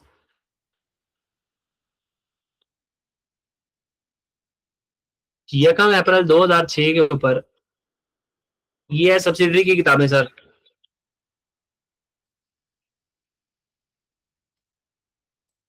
सब्सिडरी बहना के पास क्या था, एक प्रॉपर्टी प्लांट इक्विपमेंट पड़ा हुआ था, और वो कितने का आ रहा था। हमने जाके सब्सिडरी बहना से पूछा, उसने कहा कि 11 मिलियन का आ रहा था। अच्छा, सब्सिडरी पहले ये देख लेते हैं, सब्सिडरी क्या रिवैल्यूएशन मॉडल तो नहीं यूज करती, क्योंकि उस दिन की फेयर वैल्यू भी दी हुई हमें। सेबेस्टियन को recorded the historic cost depreciation and the historic cost profit on the disposal of the property in operating expenses. Depreciation उसने चार्ज किया प्रो राटा बेसिस के ऊपर। सेबेस्टियन भाई जो है हमारी सब्सिडरी है जो बहना, वो चल रही है कॉस्ट मॉडल के ऊपर। और अभी हमने एडजस्टमेंट के अंदर पढ़ा कि हमारा जो पेरेंट है वो अपने नॉन करंट एसेट्स को रीवैल्यू कर रहा है। तो आपने आईए 16 के अंदर पढ़ा हुआ है कि आप जब भी अपने एसेट्स को रीवैल्यू करते हो तो क्लास ऑफ एसेट्स को रीवैल्यू करते हो, किसी एक एक अकेले एसेट को पकड़ के रीवैल्यू नहीं करते। तो अगर रिवैल्यूएशन मॉडल सब्सिडरी बहना हमारी यूज कर रही है कॉस्ट मॉडल, तो सब्सिडरी बहना ने रीवैल्यूएशन गेन नाम की कोई चीज भी बुक नहीं की होगी। तो हम वेलकम कहते हैं दानियाल भाई को जो आ रहे हैं लास्ट एडजस्टमेंट में। तो लास्ट एडजस्टमेंट और समझ लें। अच्छा, अब इसका इम्पैक्ट क्या होगा सर, आगे जाके समझते हैं हम। वो कह रहा है यकम अप्रैल 2006 पे हमारी जो सब्सिडरी बहन है उसकी किताबों में आ रही थी पीपी 11 मिलियन का। उस दिन उसकी जिंदगी थी 15 साल। हम ये आए, हमने कहा सब्सिडरी बहना की किताबों में कॉस्ट आ रही है 11,000 रुपीज इन थाउजेंड। फिर आया होगा 31 मार्च 2007। ठीक है, पूरा साल गुजर गया होगा, सब्सिडरी बहना ने इसको किया होगा डेप्रिशिएट। कैसे किया होगा, 11,000 डिवाइडेड बाय 15। बच्चों डेप्रिसिएशन बताओ जल्दी से कितनी आएगी।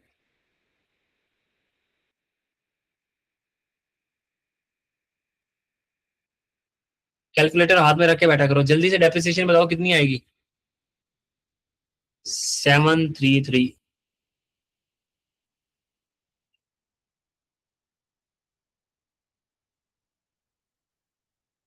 सर उसके बाद फिर 6 महीने मजीद गुजरे, 30 सितंबर 2007 आया। इस दिन सब्सिडरी बहना ने 6 महीने की डेप्रिसिएशन मजीद बुक की होगी, और वो कैसे निकाली होगी सर? वैसे ही निकाली होगी, 11,000 डिवाइडेड बाय 15 मल्टीप्लाई बाय 6/12। तो बताओ मजीद कितनी डेप्रिसिएशन 6 महीनों की बुक की होगी सर उसने? 367।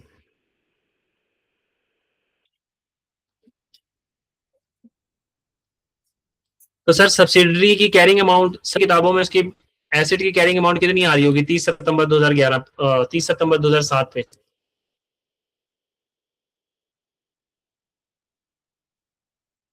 कितनी आ रही होगी सर?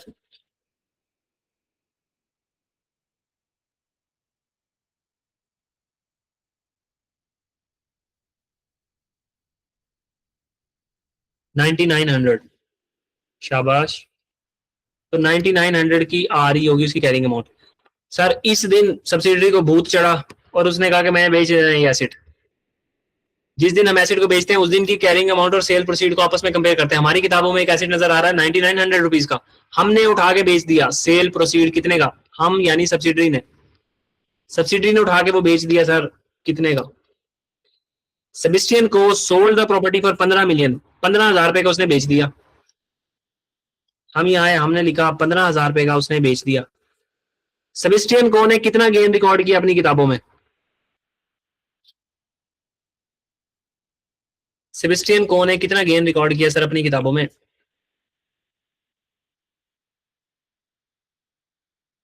5100 का प्रॉफिट रिकॉर्ड किया, शाबाश। 5100 रुपीज का उसने प्रॉफिट रिकॉर्ड कर लिया। सर ये वो प्रॉफिट है जो सब्सिडरी अपनी किताबों में रिकॉर्ड करके बैठी हुई है। सब्सिडरी अपनी किताबों में ये प्रॉफिट रिकॉर्ड करके बैठी हुई है। हमें इस प्रॉफिट से है बहुत मसला। क्यों? क्योंकि सब्सिडरी चल रही है कॉस्ट मॉडल पे, उसने अपने एसेट को रिवैल्यू किया ही नहीं।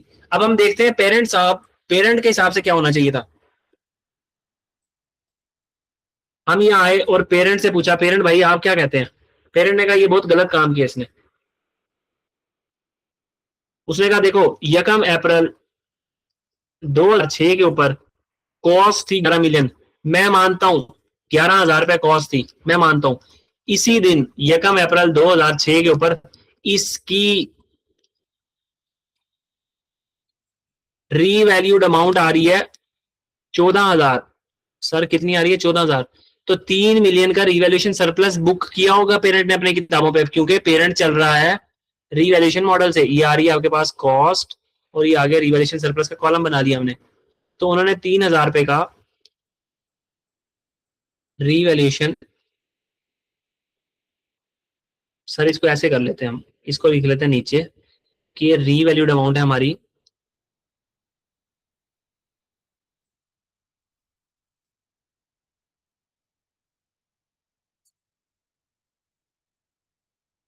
14,000। तो रीवैल्यूएशन सरप्लस कितना आ गया? बैलेंसिंग फिगर 3,000 रुपये। तो सर हमने बैलेंसिंग यहाँ पे 3,000 रिवैल्यूएशन सरप्लस के कॉलम में लिख दिया 3,000। किसी को यहाँ तक कोई मसला परेशानी हो तो पूछ ले।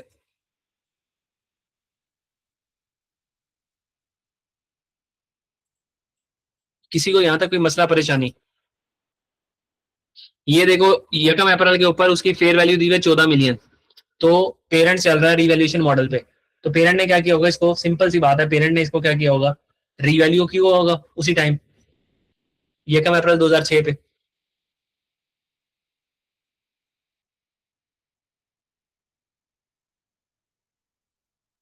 कोई मसला परेशानी नहीं, ठीक है सर, आगे चलते हैं। अब सर फिर पेरेंट की भी गेम ऑन होगी। फिर आया 31 मार्च 2007, पूरा साल गुजर गया।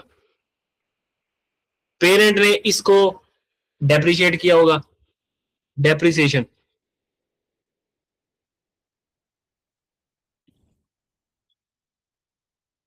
पेरेंट ने 14,000 को डेप्रिशिएट किया होगा सर, सब्सिडी करी थी 11,000 को डेप्रिशिएट।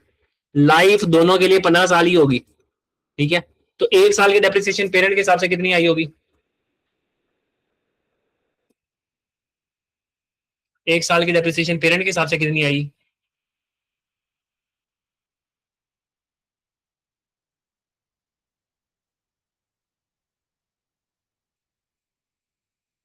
933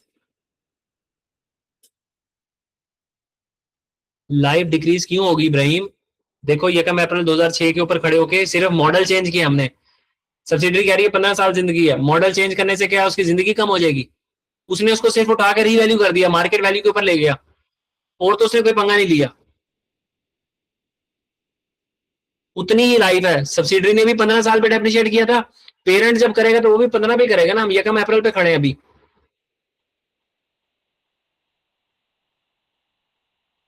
तो 933 की हमारे पास डेप्रिसिएशन आ गई, तो पेरेंट ने ये 933 की डेप्रिसिएशन रिकॉर्ड की पहले।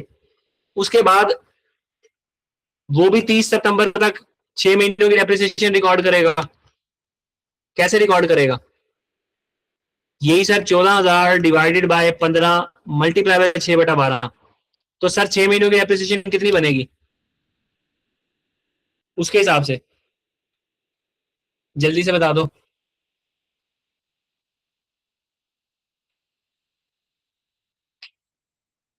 933 डिवाइडेड बाय 2 कर दो।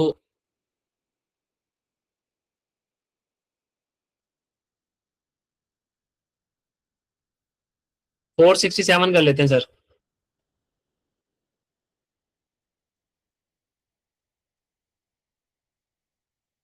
467। अब पेरेंट के हिसाब से कैरिंग अमाउंट आ रही है 30 सितंबर, यानी डिस्पोजल वाले दिन पेरेंट के हिसाब से कैरिंग अमाउंट आ रही है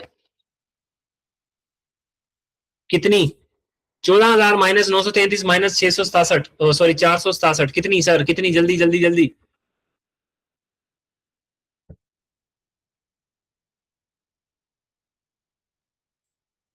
मेरे शेरों स्पीड मारो, स्पीड। देखो मैं कैलकुलेटर खोल के ये सारे काम खुद भी कर सकता हूँ, मुझे 1 मिनट लगेगा। तुमसे करवाने का मकसद ये है कि तुम्हें कोई फिगर याद रह जाए, कोई एडजस्टमेंट याद रह जाए, और अल्लाह करे यही एडजस्टमेंट, यही सवाल तुम्हारे पेपर में आ जाए और तुम पास हो जाओ।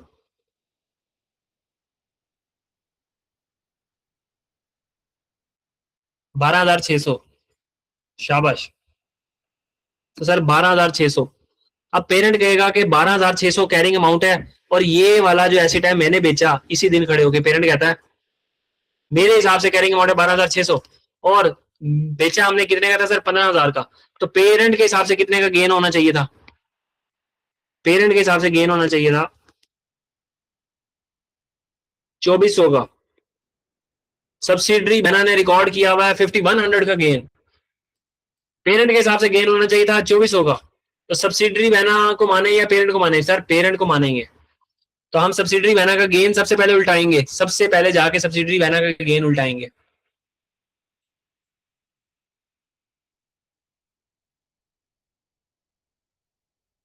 हम कहेंगे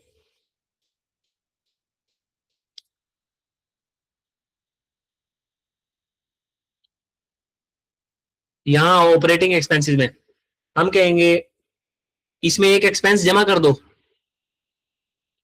हमने एक एक्सपेंस ऐड कर दिया। गेन उल्टाने का एक तरीका ये है ना, सिंपल सा, कि भाई एक्सपेंस को बढ़ा दो।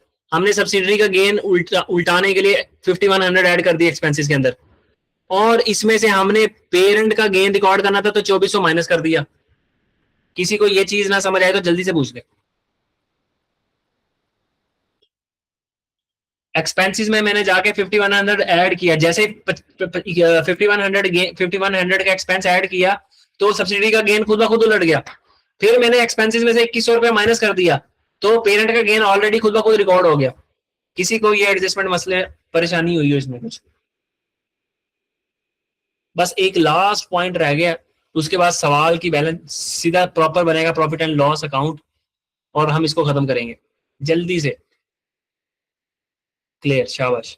फरीन क्लियर, क्लियर आपको यहाँ तक? जल्दी से बता दो आप भी अगर मुझे सुन पा रहे हो तो। ओके।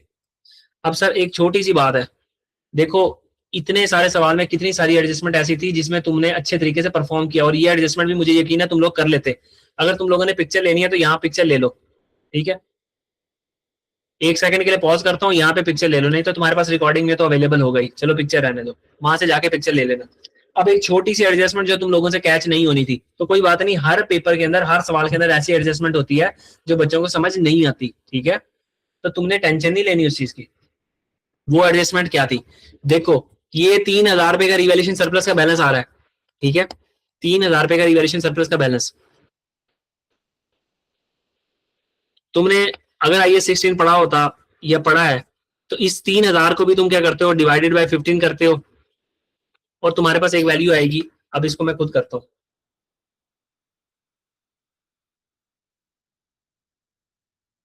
ये बन जाएगा सर 200। इस 200 की एंट्री तुम्हें पढ़ाई होगी तुम्हारे सारे टीचर्स ने, रिवैल्यूएशन सरप्लस डेबिट और रिटेन अर्निंग्स क्रेडिट। इसको तुम कहते थे transfer of incremental depreciation from revaluation surplus to the retained earnings, ठीक है। यानी कि सब्सिडरी ने, देखो सर, आज तक कितनी डेप्रिसिएशन बुक की हुई है? सब्सिडरी ने डेप्रिसिएशन बुक की थी, अगर मैं सब्सिडरी की डेप्रिसिएशन का सम करूं, 733 और 367, 733 एंड 367 ये बनता है, just give me a second, 733 plus 637, ये बन जाएगा सर 1370। सब्सिडरी ने 1370 की डेप्रिसिएशन बुक की है, सॉरी गलती, 733 प्लस 367, ये बन जाएगी सर 1100। सब्सिडी ने 1100 की डेप्रिसिएशन बुक की है, ये सब्सिडी की डेप्रिसिएशन। पेरेंट ने कितनी डेप्रिसिएशन बुक की है? सर पेरेंट ने डेप्रिसिएशन बुक की है 933 और 467, तो 933 प्लस 467, पेरेंट ने 1400 रुपए की डेप्रिसिएशन बुक की है। तो सब्सिडी ने सर 300 रुपए से कम डेप्रिसिएशन बुक की हुई है, पेरेंट ने बुक किया है 1400 से, तो 300 रुपए से सब्सिडी ने क्या की है सर, कम डेप्रिसिएशन बुक की हुई है, ठीक है, 300 रुपए से कम डेप्रिसिएशन बुक की हुई है। तो हम कहेंगे सिंपल सी बात है सर, ये जो तुम्हारा ट्रांसफर आता था, transfer of excess depreciation from revaluation surplus to the retained earning, ये वही तो होता है कि तुम यहां से एक एक बैलेंस उठाते हो कि जो एक्सेस डेप्रिसिएशन उसको रिवर्स करते हो। तो तुम इसकी एंट्री 2007 के साल में कर आए होगे, सबसे पहले 2007 की फाइनेंशियल स्टेटमेंट बनाई होगी, तो तुमने ये एंट्री कर दी होगी ट्रांसफर की। अब 2008 में तुम क्या करोगे सर, दोबारा से ये एंट्री करोगे, transfer of excess depreciation from revaluation surplus to the retained earning. लेकिन सर अब जो 200 का बैलेंस आया है, इसका 6/12 कर दोगे, क्यों? क्योंकि सिर्फ 6 महीने ही, 6 महीने के बाद तुम्हारा एसेट गया, एसेट गया तो उसका रिवैल्यूएशन सरप्लस सब कुछ गया, तो 200 का 6/12 करोगे तो जवाब आएगा 100। तो तुम क्या करोगे सर, फेयर वैल्यू डेप्रिसिएशन, यानी जो डेप्रिसिएशन कम बुक हुई थी, ये 100 रुपए से तुम लोग बुक कर दोगे, और इस 100 रुपए को जाके तुम ऑपरेटिंग एक्सपेंसिस में एज एन एक्सपेंस दिखा देना यहाँ पे।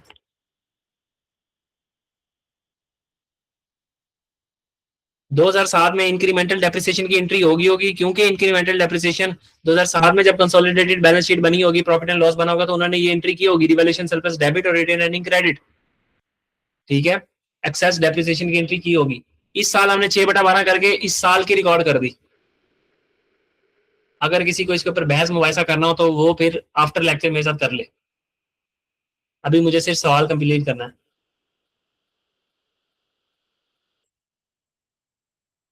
ठीक है प्यारे बच्चों, अगर ये एक मार्क्स चला भी जाता है तुम्हारा, तो तुमने इतने बड़े सवाल, 20 नंबर के सवाल में से 18 नंबर 19 नंबर ले लिए, टेंशन वाली कोई बात नहीं है। ऐसा जरूर होगा नंबर जो तुम्हारे पास से चला जाएगा। अब मैं आने लगा हूँ प्रॉफिट एंड लॉस बनाने के लिए। तो सर यहाँ हम आते हैं और अब हम प्रॉफिट एंड लॉस बनाते हैं। हमने कहा प्रॉफिट एंड लॉस, ठीक है, सबसे पहले हमारे पास आ जाएगा सर रेवेन्यू।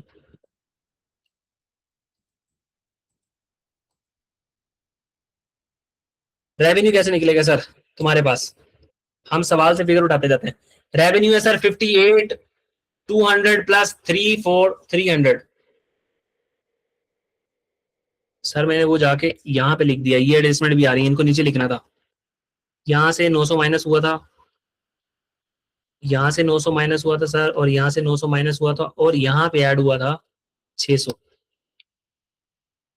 अच्छा अब हम शुरू करते हैं बनाना। तो सर हम अब लाइन बाय लाइन चीजों को ऐड करेंगे, देखना। 58,200, 58,200 प्लस 34,300, 34,300। सर इसमें से हम माइनस कर देंगे 900, इसमें से हमने माइनस कर दिया सर 900।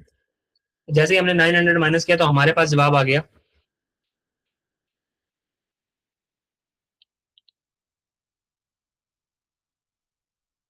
900 नहीं सर, 9000 माइनस करना है हमने। तो हमारे पास जवाब आ गया 83,500। किसी को ये चीज समझ ना आई हो, जल्दी से, मैं प्रॉफिट एंड लॉस बना रहा हूँ, 2 मिनट में बन जाएगा।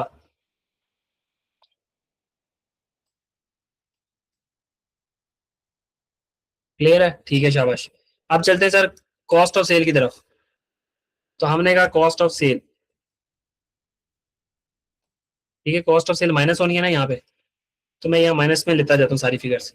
मैं कह रहा हूँ 34340 माइनस 34340, उसके बाद 20400 माइनस 20400। सर इसमें एक एडजस्टमेंट ये करनी है कि आपने इसमें से निकाल देना है 900, तो निकाल देना है 900 और 600 जमा कर देना है। तो निकाल देना है 9000 और 600 जमा कर देना है, तो माइनस 600 कर दिया। तो सर ये आपके पास जवाब आ गया 46340। रेवेन्यू में से कॉस्ट ऑफ रेवेन्यू माइनस किया तो हमारे पास आ गया sir gross profit. Gross profit. और सर वो कैसे निकलेगा, इन दोनों का सम। ग्रॉस प्रॉफिट आ गया तुम्हारे पास 37160। अब तुम्हारे पास आ गया ऑपरेट, इसके बाद तुम क्या करोगे, ऑपरेटिंग एक्सपेंसेस। अगली लाइन आ रही है तुम्हारी ऑपरेटिंग एक्सपेंसेस की सर। ऑपरेटिंग एक्सपेंसेस की फिगर हमने सामने लिखी हुई है। कॉस्ट ऑफ सेल तक किसी को कोई मसला परेशानी, प्यारे बच्चों?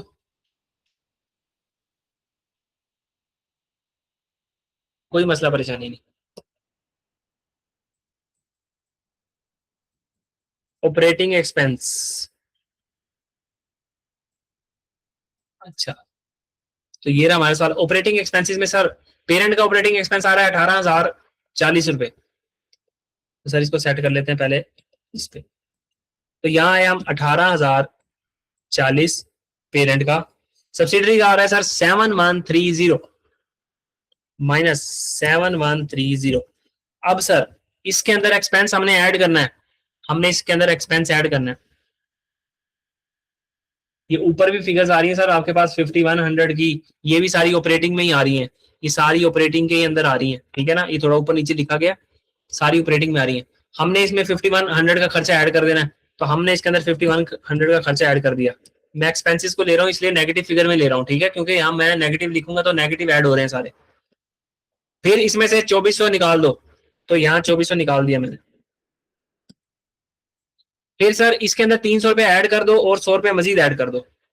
फिर इसमें हमने 300 रुपया ऐड कर दिया, ऐड करने के लिए माइनस करेंगे यहाँ पे, और 100 रुपया ऐड कर दिया।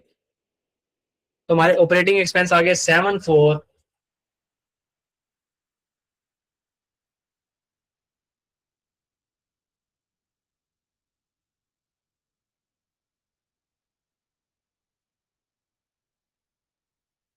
सर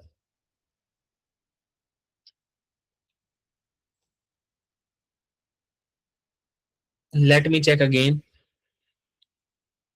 18040, 18040, फिर उसके बाद है 7130, 7130।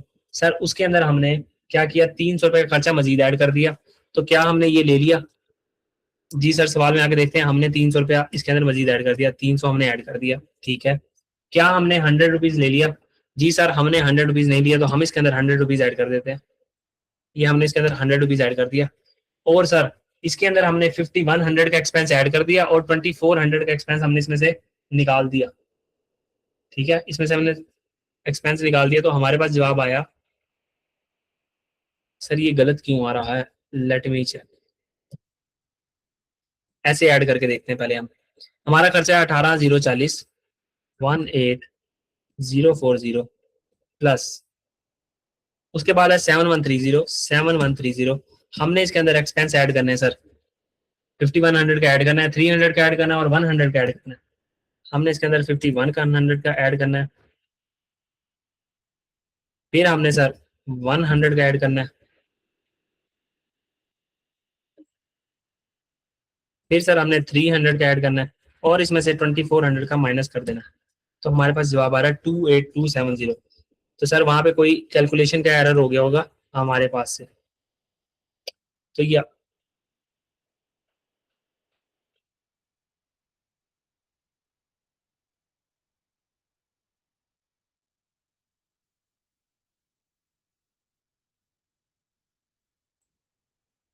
28,270 सर हमारे पास आ गया आंसर। किसी को यहाँ तक कोई मसला परेशानी? मैंने जीरो ज्यादा लगा दिया था। ठीक है भाई, माई मिस्टेक। हो सकता है मैंने जीरो ज्यादा लगा दी था। चलो कोई मसला परेशानी नहीं है। ऑपरेटिंग एक्सपेंसेस भी हमने निकाल लिए। आगे चलते हैं हम। भाई आप यहाँ रुक जाए जरा। ऑपरेटिंग एक्सपेंसेस के बाद सर आ रही है इन्वेस्टमेंट इनकम। इन्वेस्टमेंट इनकम में से सिर्फ हमने 800 रुपये हटाना है बस, और कुछ भी नहीं करना। इन्वेस्टमेंट इनकम में से हमने 800 रुपये हटा देना है। तो इन्वेस्टमेंट इनकम आ रही है जी हमारे पास 3,000 रुपए की बस, और उसमें से 800 हटा दो। यहाँ आए हम इन्वेस्टमेंट।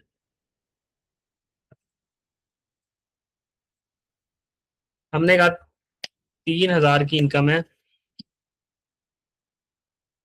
इसमें से 800 हटा दिया, तो हमारे पास जवाब आ गया 2200। ठीक है, तो हमारे पास अब यहां तक आ गया sir profit before tax and interest. ये सर पीबीआईटी आ गया आपके पास, profit before interest and tax. Sir profit before tax and interest, PBBTI जो लिखा हुआ है इसका मतलब profit before interest and tax. कैसे निकलेगा सर? यहां तक आपने आपने कहना है ये था मेरा gross profit plus this plus this, तो 11,090 रुपए का मेरे पास profit before interest and tax आ गया। अब इसमें से टैक्स इंटरेस्ट माइनस करते हैं, फिर टैक्स माइनस करेंगे। तो सर अब हम इसमें से माइनस करेंगे इंटरेस्ट। इंटरेस्ट कितना आ रहा है सर हमारे पास? 3240 का इंटरेस्ट है, उसके बाद 1600 का इंटरेस्ट है, और हमने 453 का अनवाइंडिंग ऑफ डिस्काउंट के नाम से इंटरेस्ट भी चुकाना है। तो सर एक इंटरेस्ट आ रहा है हमारे पास 3240, एक इंटरेस्ट आ रहा है हमारे पास 1600 का, और इसमें से हमने -453 एक और इंटरेस्ट अनवाइंडिंग ऑफ डिस्काउंट के नाम से हमने इसमें से चिपका देना। तो 5293 हमारे पास इंटरेस्ट आ गया। अब सर इसमें से हम हटाएंगे टैक्स। टैक्स आ रहा है हमारे पास सर 1560 का टैक्स और 1480 का टैक्स। तो एज इट इज 1560 का टैक्स माइनस 1480 का टैक्स। तो सर हमारे पास टैक्स का जो एक्सपेंस आ गया वो हो गया 3,040 रुपए। तो इस साल का प्रॉफिट अब हम आ गया, हमारे पास आ गया सर नेट प्रॉफिट। हमारे पास आ गया नेट प्रॉफिट।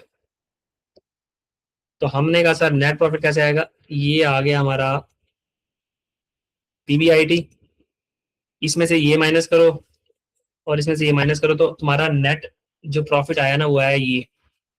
इसको हम हाईलाइट भी कर लेते हैं।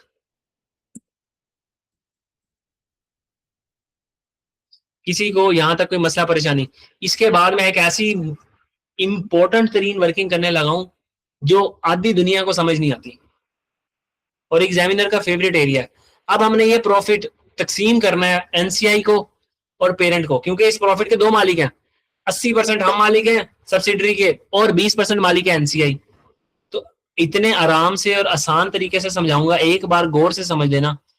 ये वो मुश्किल तरीन एरिया है जो बच्चे सारा कुछ कर लेते हैं, यहाँ आके फंस जाते हैं।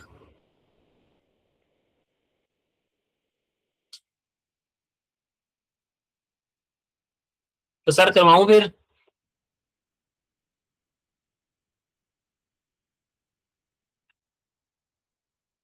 अच्छा, अब इस प्रॉफिट के सर जी दो मालिक हैं, दो मालिक।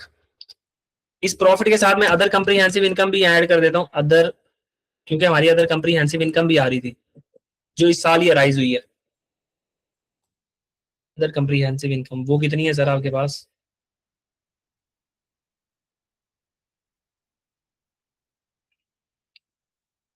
वो सर हमारा सवाल बता रहा है कि आपकी 4100 और 700। तो हमने प्रॉफिट भी डिस्ट्रीब्यूट करना है और अदर कंप्रीहेंसिव इनकम भी डिस्ट्रीब्यूट करनी है 4100। अभी देखना सर कैसे एक वन गो में होती है 4800 की। तो TCI sir total comprehensive income, total comprehensive income, total comprehensive income किन दो चीजों का पार्ट होती है? प्रॉफिट जमा कंप्रीहेंसिव इनकम। तो हमारे पास आ जाएगी टोटल कंप्रीहेंसिव इनकम।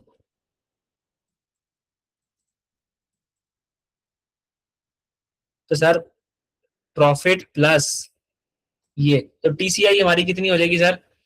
755। अब हमने प्रॉफिट का भी हिस्सा देना है एनसीआई को, और एनसीआई भाई कंप्रीहेंसिव इनकम का भी मालिक है। तो सबसे पहले हम यहाँ पे तुम्हारे सामने वर्किंग बना रहा हूँ ताकि तुम्हें अच्छे तरीके से याद रहे। ये तुम्हारे सामने बना रहा हूं। पहली वर्किंग बनाएंगे हम profit attributable to, profit attributable to. ये प्रॉफिट जो है सर, ये दो बंदों का एट्रीब्यूटेबल है, स्पेलिंग अपने अपने। एक इसका हिस्सेदार है पेरेंट, ठीक है, दूसरा भाई है एनसीआई। हमारा टोटल प्रॉफिट है कितना सर जो हमने तकसीम करना है? हमारा टोटल प्रॉफिट है सर, ये हमने अभी निकाल के आए हम 2757। इसको सर हमने तकसीम करना है पेरेंट में और एनसीआई में, ठीक है, इसको हमने पेरेंट और एनसीआई में तकसीम करना है। अब तुमने मेरे बच्चों याद रखना है कि तुमने एनसीआई को कैलकुलेट करना है, हमेशा एनसीआई को कैलकुलेट करना है। एनसीआई की वैल्यू तुम्हें पता लग गई, एनसीआई को कितना हिस्सा देना है, एनसीआई को कितना हिस्सा देना है, उसके बाद जो कुछ बचा वो सारा पेरेंट का है, ठीक है। अपने पास लिख लो, अपने दिमागों के अंदर ये बात डाल लो कि तुमने एनसीआई का हिस्सा निकालना है हमेशा, उसके बाद जो भी बचा वो सारे का सारा पेरेंट का है। यहां तक बात समझ आ गई? फिर मैं बताता हूँ कि एनसीआई का हिस्सा कैसे निकलेगा। कभी भी तुमने पेरेंट का हिस्सा निकालने नहीं पहुंच जाना। अब हम यहां निकालते हैं कि एनसीआई,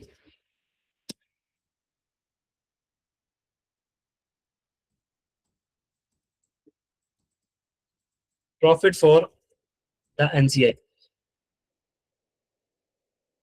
सर सवाल में कितना प्रॉफिट दिया हुआ है? 3690। इस साल सब्सिडी ने प्रॉफिट कमाया था, जो गलत प्रॉफिट कमाया था, गलत प्रॉफिट को पकड़ना है और सही तक जाना है। ये गलत प्रॉफिट उठाना है, 3690, 3690 सर, 3690। ये प्रॉफिट तुमने यहाँ प्लॉट कर दिया। अब तुमने पूरे सवाल के अंदर ना नजर दौड़ानी है, एक बार नजर दौड़ा के तुमने देखना है कि ऐसी कौन कौन सी एडजस्टमेंट है जिससे प्रॉफिट इंक्रीज या डिक्रीज हुआ। ऐसी कौन कौन सी एडजस्टमेंट थी जिससे प्रॉफिट इंक्रीज हुआ या डिक्रीज हुआ, ठीक है। मैं फिर रिपीट कर रहा हूं, तुमने पूरे सवाल को एक बार गौर से पढ़ना है दोबारा से। ऐसी कौन कौन सी एडजस्टमेंट है जिससे प्रॉफिट इंक्रीज हुआ या डिक्रीज हुआ? अभी देखो हम पढ़ते हैं। हम आते हैं पहली एडजस्टमेंट से शुरू करते हैं और 1 मिनट में पता लग जाएगा तुम्हें। पहली एडजस्टमेंट, पहली एडजस्टमेंट में हमने 453 रुपीज का एक्सपेंस बुक किया था, ठीक है। किसने बुक किया था सर? किसने बुक किया था? पेरेंट ने बुक किया था। तो वो पेरेंट की किताबों में आ रहा होगा। क्या इससे सब्सिडरी का प्रॉफिट जो आपने यहाँ पे लिखा है, ये जो लिखा है 3690, इससे ये सब्सिडरी का प्रॉफिट है ना। हमने वो एडजस्टमेंट देखनी है जिससे सब्सिडरी का प्रॉफिट या इंक्रीज हुआ या सब्सिडरी का प्रॉफिट डिक्रीज हुआ, वो एडजस्टमेंट देखनी है। तो ये जो 453 की एडजस्टमेंट थी, ये पेरेंट की किताबों में थी, पेरेंट का एक्सपेंस था, इससे पेरेंट का प्रॉफिट इंक्रीज डिक्रीज हुआ था, सब्सिडरी का कोई लेना देना नहीं। तो पहली एडजस्टमेंट गई। पेरेंट ने एक पैसे देने थे और पेरेंट ने उसके ऊपर एक्सपेंस बुक नहीं किया हुआ था, तो हमने बुक कर दिया था। बच्चों पहली एडजस्टमेंट समझ आ गई?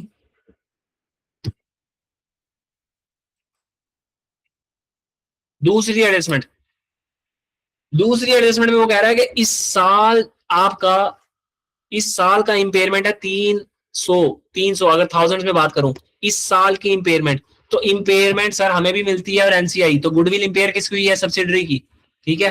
तो 300 रुपए का एक्सपेंस बुक करना है ना हमने, मैंने बताया था, या एंट्री भी करके दिखाई थी, इंपेयरमेंट एक्सपेंस डेबिट और गुडविल क्रेडिट 300 से, ऐसे एंट्री करके दिखाई थी। तो सर ये जो इंपेयरमेंट का एक्सपेंस है, इसे सब्सिडरी के प्रॉफिट कम हो जाएंगे? अगर कम हो जाएंगे, हाँ सर कम हो जाएंगे, तो हम यहाँ के लिखेंगे इंपेयरमेंट -300। इससे सब्सिडी के प्रॉफिट 300 रुपए से कम हो जाएंगे। किसी को इसमें कोई मसला परेशानी? इस एडजस्टमेंट में कोई मसला परेशानी हो? कोई मसला नहीं है। तीसरे नंबर की एडजस्टमेंट हमारे पास, तीसरी एडजस्टमेंट में सर हुआ ये था कि एक गेन निकाला था पेरेंट ने और एक सब्सिडी ने। सब्सिडी ने गेन निकाला था 5100 और पेरेंट कह रहा था 2400 का गेन है। तो हमने कहा था कि पेरेंट का गेन उल्टा दो और सब्सिडी का गेन रिकॉर्ड कर दो। तो पेरेंट का गेन रिवर्स करेंगे, पेरेंट का गेन रिकॉर्ड करेंगे, सब्सिडी का गेन रिवर्स करेंगे, तो यहां कर देंगे। हम कहेंगे कि पेरेंट गेन, उससे आपके सब्सिडी के मतलब पेरेंट के हिसाब से गेन, कोई पेरेंट की किताबों का गेन नहीं है, ये ना समझ लेना। पेरेंट के हिसाब से गेन आ रहा था 5100, हमने कहा ये गेन होना चाहिए, इसे प्रॉफिट बढ़ जाएंगे। ओ सॉरी सॉरी सॉरी सॉरी, ये था 2400 पेरेंट का, हमने कहा ये गेन होना चाहिए। और कौन सा गेन उल्टाना है? सब्सिडरी का गेन। सब्सिडरी ने जो 5100 का गेन रिकॉर्ड किया उसको रिवर्स कर दो, इसको रिवर्स कर दो। इसमें कोई मसला परेशानी यहां तक?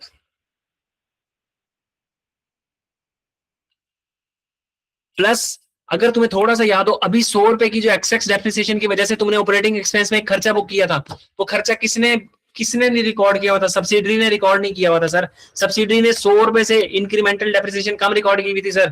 तो वो 100 रुपए की डेप्रिसिएशन जब रिकॉर्ड करोगे तो क्या सब्सिडरी का प्रॉफिट नीचे आ जाएगा? जी सर, फेयर वैल्यू डेप्रिसिएशन, उससे सब्सिडरी का प्रॉफिट 100 रुपए से नीचे आ जाएगा। ले लिया। तीसरी एडजस्टमेंट, पेरेंट ने सब्सिडरी को सेल की थी, तो क्या सब्सिडरी ने कोई गेन रिकॉर्ड किया था? नहीं किया था सर। तो क्या सब्सिडी को कोई गेन उल्टाना चाहिए? सब्सिडी के प्रॉफिट के ऊपर कोई इंपैक्ट आएगा? नहीं सर, एडजस्टमेंट फारिग।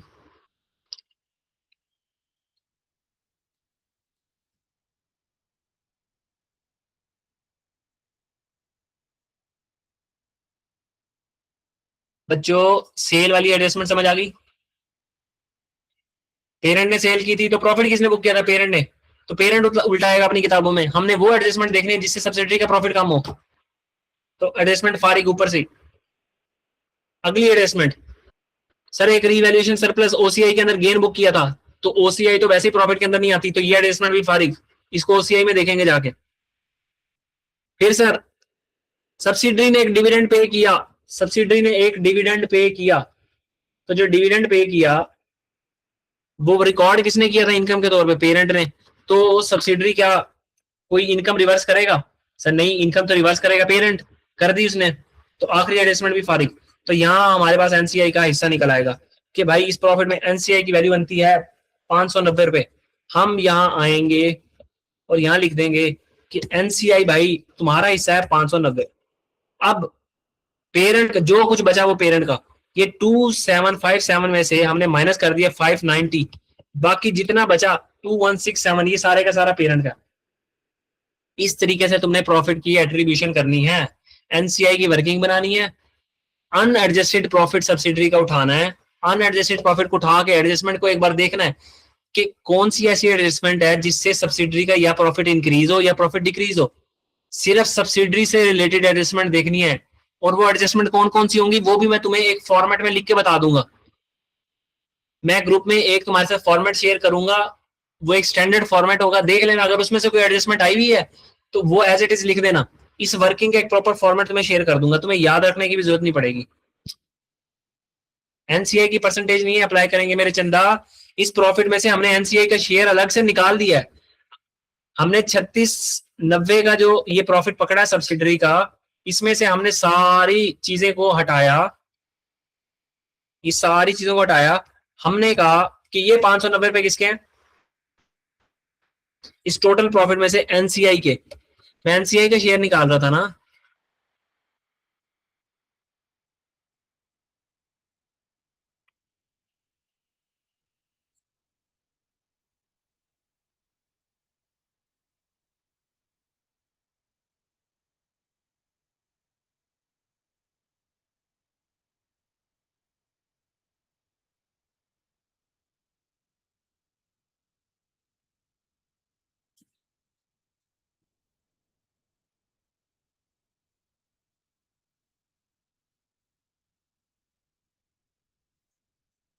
अच्छा अच्छा अच्छा अच्छा अच्छा, सॉरी, रिवर्स रिवर्स रिवर्स।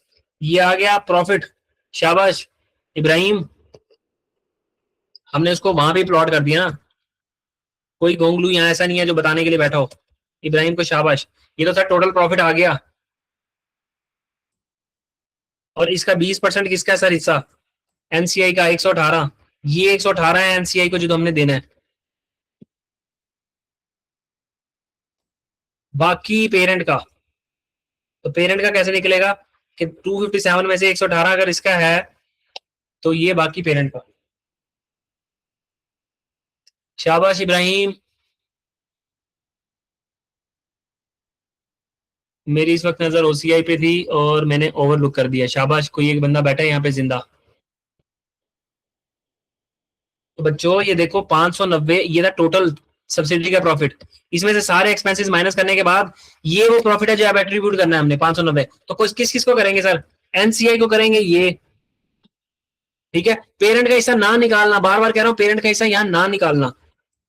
ये एनसीआई को तुमने कर दिया, यहाँ एनसीआई कैसे निकाल दिया, इस टोटल में से एनसीआई अगर ये है तो बाकी पेरेंट है।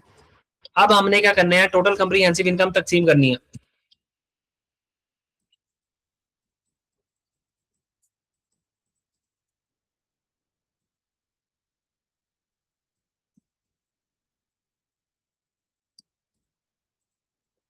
सर टोटल कंप्रीहेंसिव इनकम हमने एट्रीब्यूट करनी है किस किस दो बंदों में, एनसीआई में और पेरेंट में। तो ये एनसीआई का यहाँ मैंने चिपका दिया तुम्हारे लिए। तो पहले सबसे पहले है कितनी टोटल कंप्रीहेंसिव इनकम, इसमें भी तुमने एनसीआई का शेयर पहले निकाल लेना है। और ये बहुत आसान है, बहुत आसान, ये तो 1 मिनट में हो जाएगी। टोटल तुम्हारे पास कंप्रीहेंसिव इनकम आ रही है 755, ये वाली, ठीक है। टीसीआई आ रहा है ये। अच्छा अब तुम्हें अदर ये टीसीआई के बारे में थोड़ा सा बता देता हूँ, क्योंकि तुम्हारी नॉलेज होगी थोड़ी कम या भूला हुआ होगा। देखो ये है तुम्हारे पास प्रॉफिट, तुम लिखते हो sale minus cost of sale, सारे एक्सपेंसेस करने के बाद निकालते हो प्रॉफिट। उसके बाद आता है ओसीआई, ठीक है। इसको कहते हैं इनसाइड द पीएनएल। यहां तक जितनी चीज होती है इसको कहते हैं इनसाइड द पीएनएल, और इसको कहते हैं आउटसाइड द पीएनएल, ठीक है। प्रॉफिट के अंदर ओसीआई को ऐड कर दो तो बन जाता है टीसीआई। टीसीआई 100 का प्रॉफिट है, 50 रुपए की ओसीआई है, तो 150 रुपए की टीसीआई है। तो बेटा बात सुनो, इस टीसीआई के अंदर 100 रुपए का प्रॉफिट शामिल है। तो जब हम यहाँ पे एनसीआई भाई को और पेरेंट को हिस्सा दे रहे होंगे, पेरेंट को हिस्सा दे रहे होंगे सर, तो याद रखना उसको प्रॉफिट भी देंगे और उसको कंप्रीहेंसिव का पार्ट इन पार्ट भी देंगे तो टीसीआई बनेगी। बात क्लियर है? इब्राहिम, फरहीन,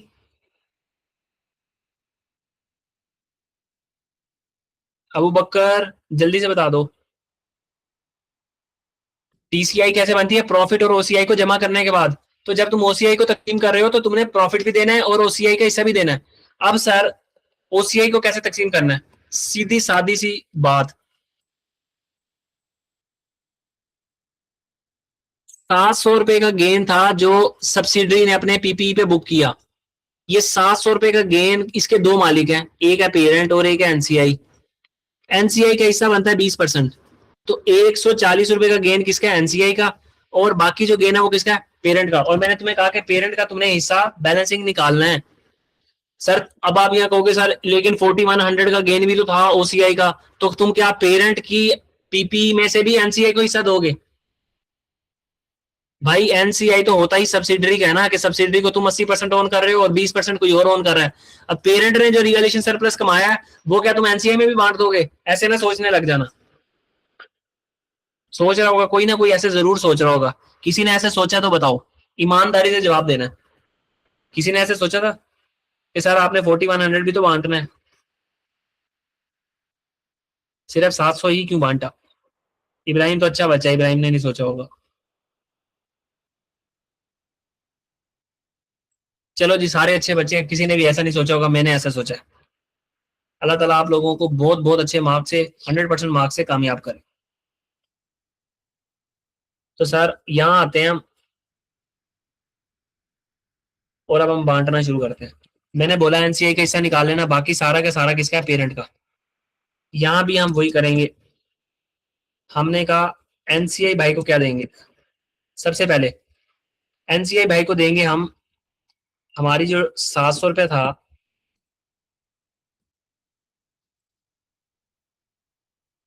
उसका 20%।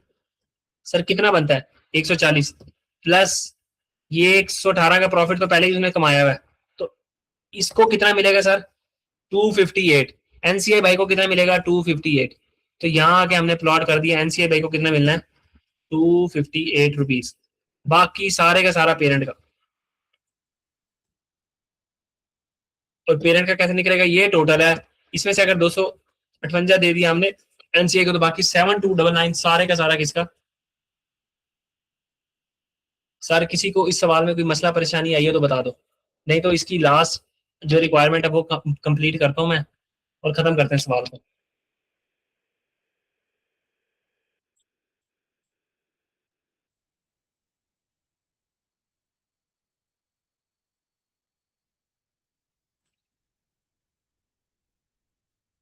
किसी को ये एट्रीब्यूशन समझ ना आई हो, हमेशा एनसीआई निकालना है और उसके बाद बाकी पेरेंट का। बच्चों किसी को ना समझ आई हो जल्दी से बता दो, आपका उस्ताद पिघल गया गर्मी में।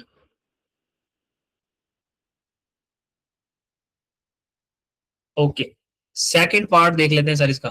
सेकंड पार्ट में वो कह रहा है calculate the total net assets that would be recognised in the consolidated statement of financial position for पेडको।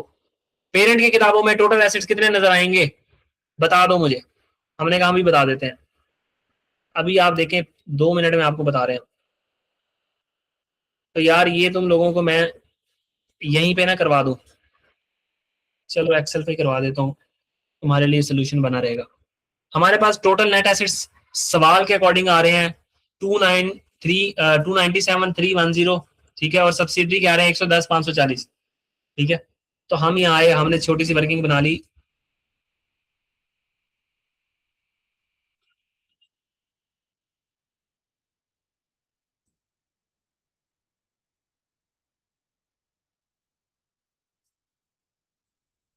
Sir इसको हमने किया कंट्रोल सी और कंट्रोल,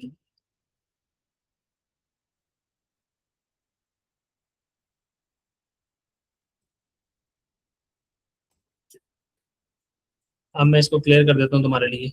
यहाँ लिख देते हैं 250 80, इसको क्लियर कर देता हूँ तुम्हारे लिए। यहाँ इसके नीचे बना लेते हैं sir investment, sorry net assets बनाने हैं ना उन्हें, क्या निकालना है, टोटल एसेट्स। तो sir total asset as per question हमारे पास कितने आ रहे हैं, 297,310, 297,310 प्लस 110,540, 110,540। सर ये एज पर क्वेश्चन हमारे पास आ रहे हैं। अच्छा, अब इसमें हमने जितने भी एसेट्स हैं सारे ऐड करते जाना है। पहले सवाल में किसी एसिड का जिक्र था नहीं सर, पहली एडजस्टमेंट में किसी एसिड का भी जिक्र नहीं था। दूसरी एडजस्टमेंट में उसने बोला था आपके पास गुडविल कैलकुलेट की हुई है और बिल्कुल सही कैलकुलेट की हुई है 3.2 मिलियन की, तो गुडविल भी टोटल एसेट्स के अंदर शामिल कर दो। यहाँ आए और गुडविल 3,200 रुपीज की गुडविल हमने यहाँ पे चिपका दी।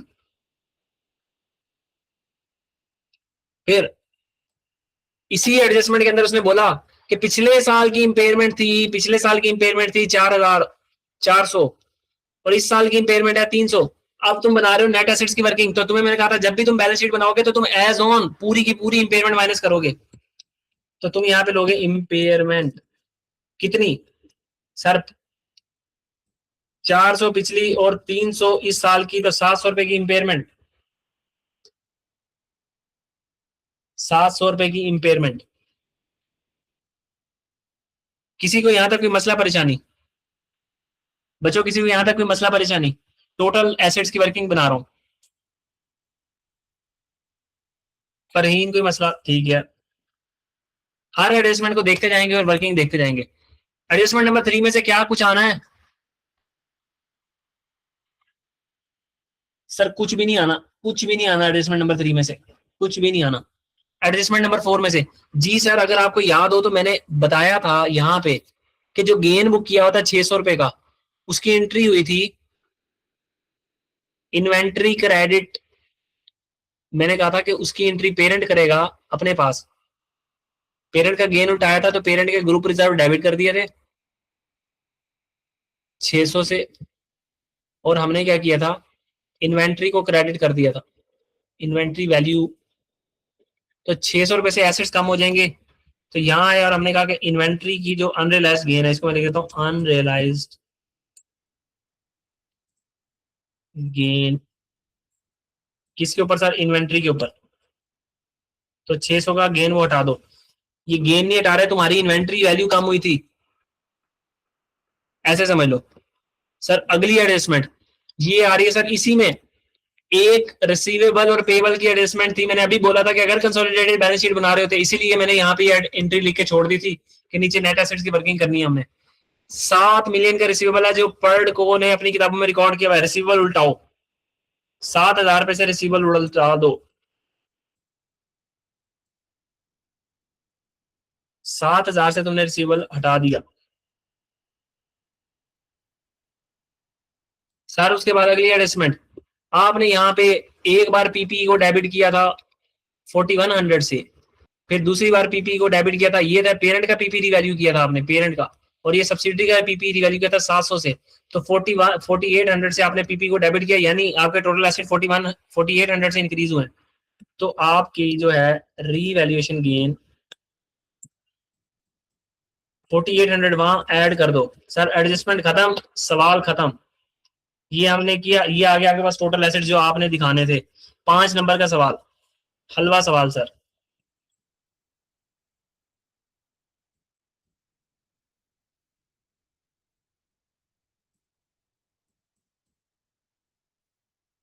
तो बच्चों किसी को कोई चीज ना समझ आई हो पूछ लो, नहीं तो फिर मैं यहाँ पे आपके लेक्चर को एंड कर। कल से इंशाल्लाह ताला हम एक और दो तगड़े सवाल देखते हैं कंसोलिडेशन के, और फिर हम माइंड अप करते हैं कंसोलिडेशन को। और ग्रुप डिस्पोजल भी हमने देख लिया, कोशिश करता हूँ एक आध सवाल और करवा देता हूँ ग्रुप डिस्पोजल का, और एक बैलेंस शीट का अच्छा सवाल करवा देता हूँ जिसमें कंपोनेंट ऑफ कंसिडरेशन आ जाए। ठीक है, आज हमने डेफर्ड पेमेंट देख लिया, तकरीबन जितनी एडजस्टमेंट हमने देख ली है। अब कोई लोन नोट्स वगैरह भी डाल देता हूँ, ऐसे एक दो सवाल मजीद तुम्हें करवा देता हूँ, एक दो दिन लगा के। उसके बाद फाइनल अकाउंट लेके चलते हैं। ठीक है बच्चों, उसमें फाइनल अकाउंट में तुम्हारे वैसे सारे स्टैंडर्ड कवर हो जाएंगे, तो वहां पे हर स्टैंडर्ड के ऊपर हम ऐसे ही डिटेल में बात कर लेंगे।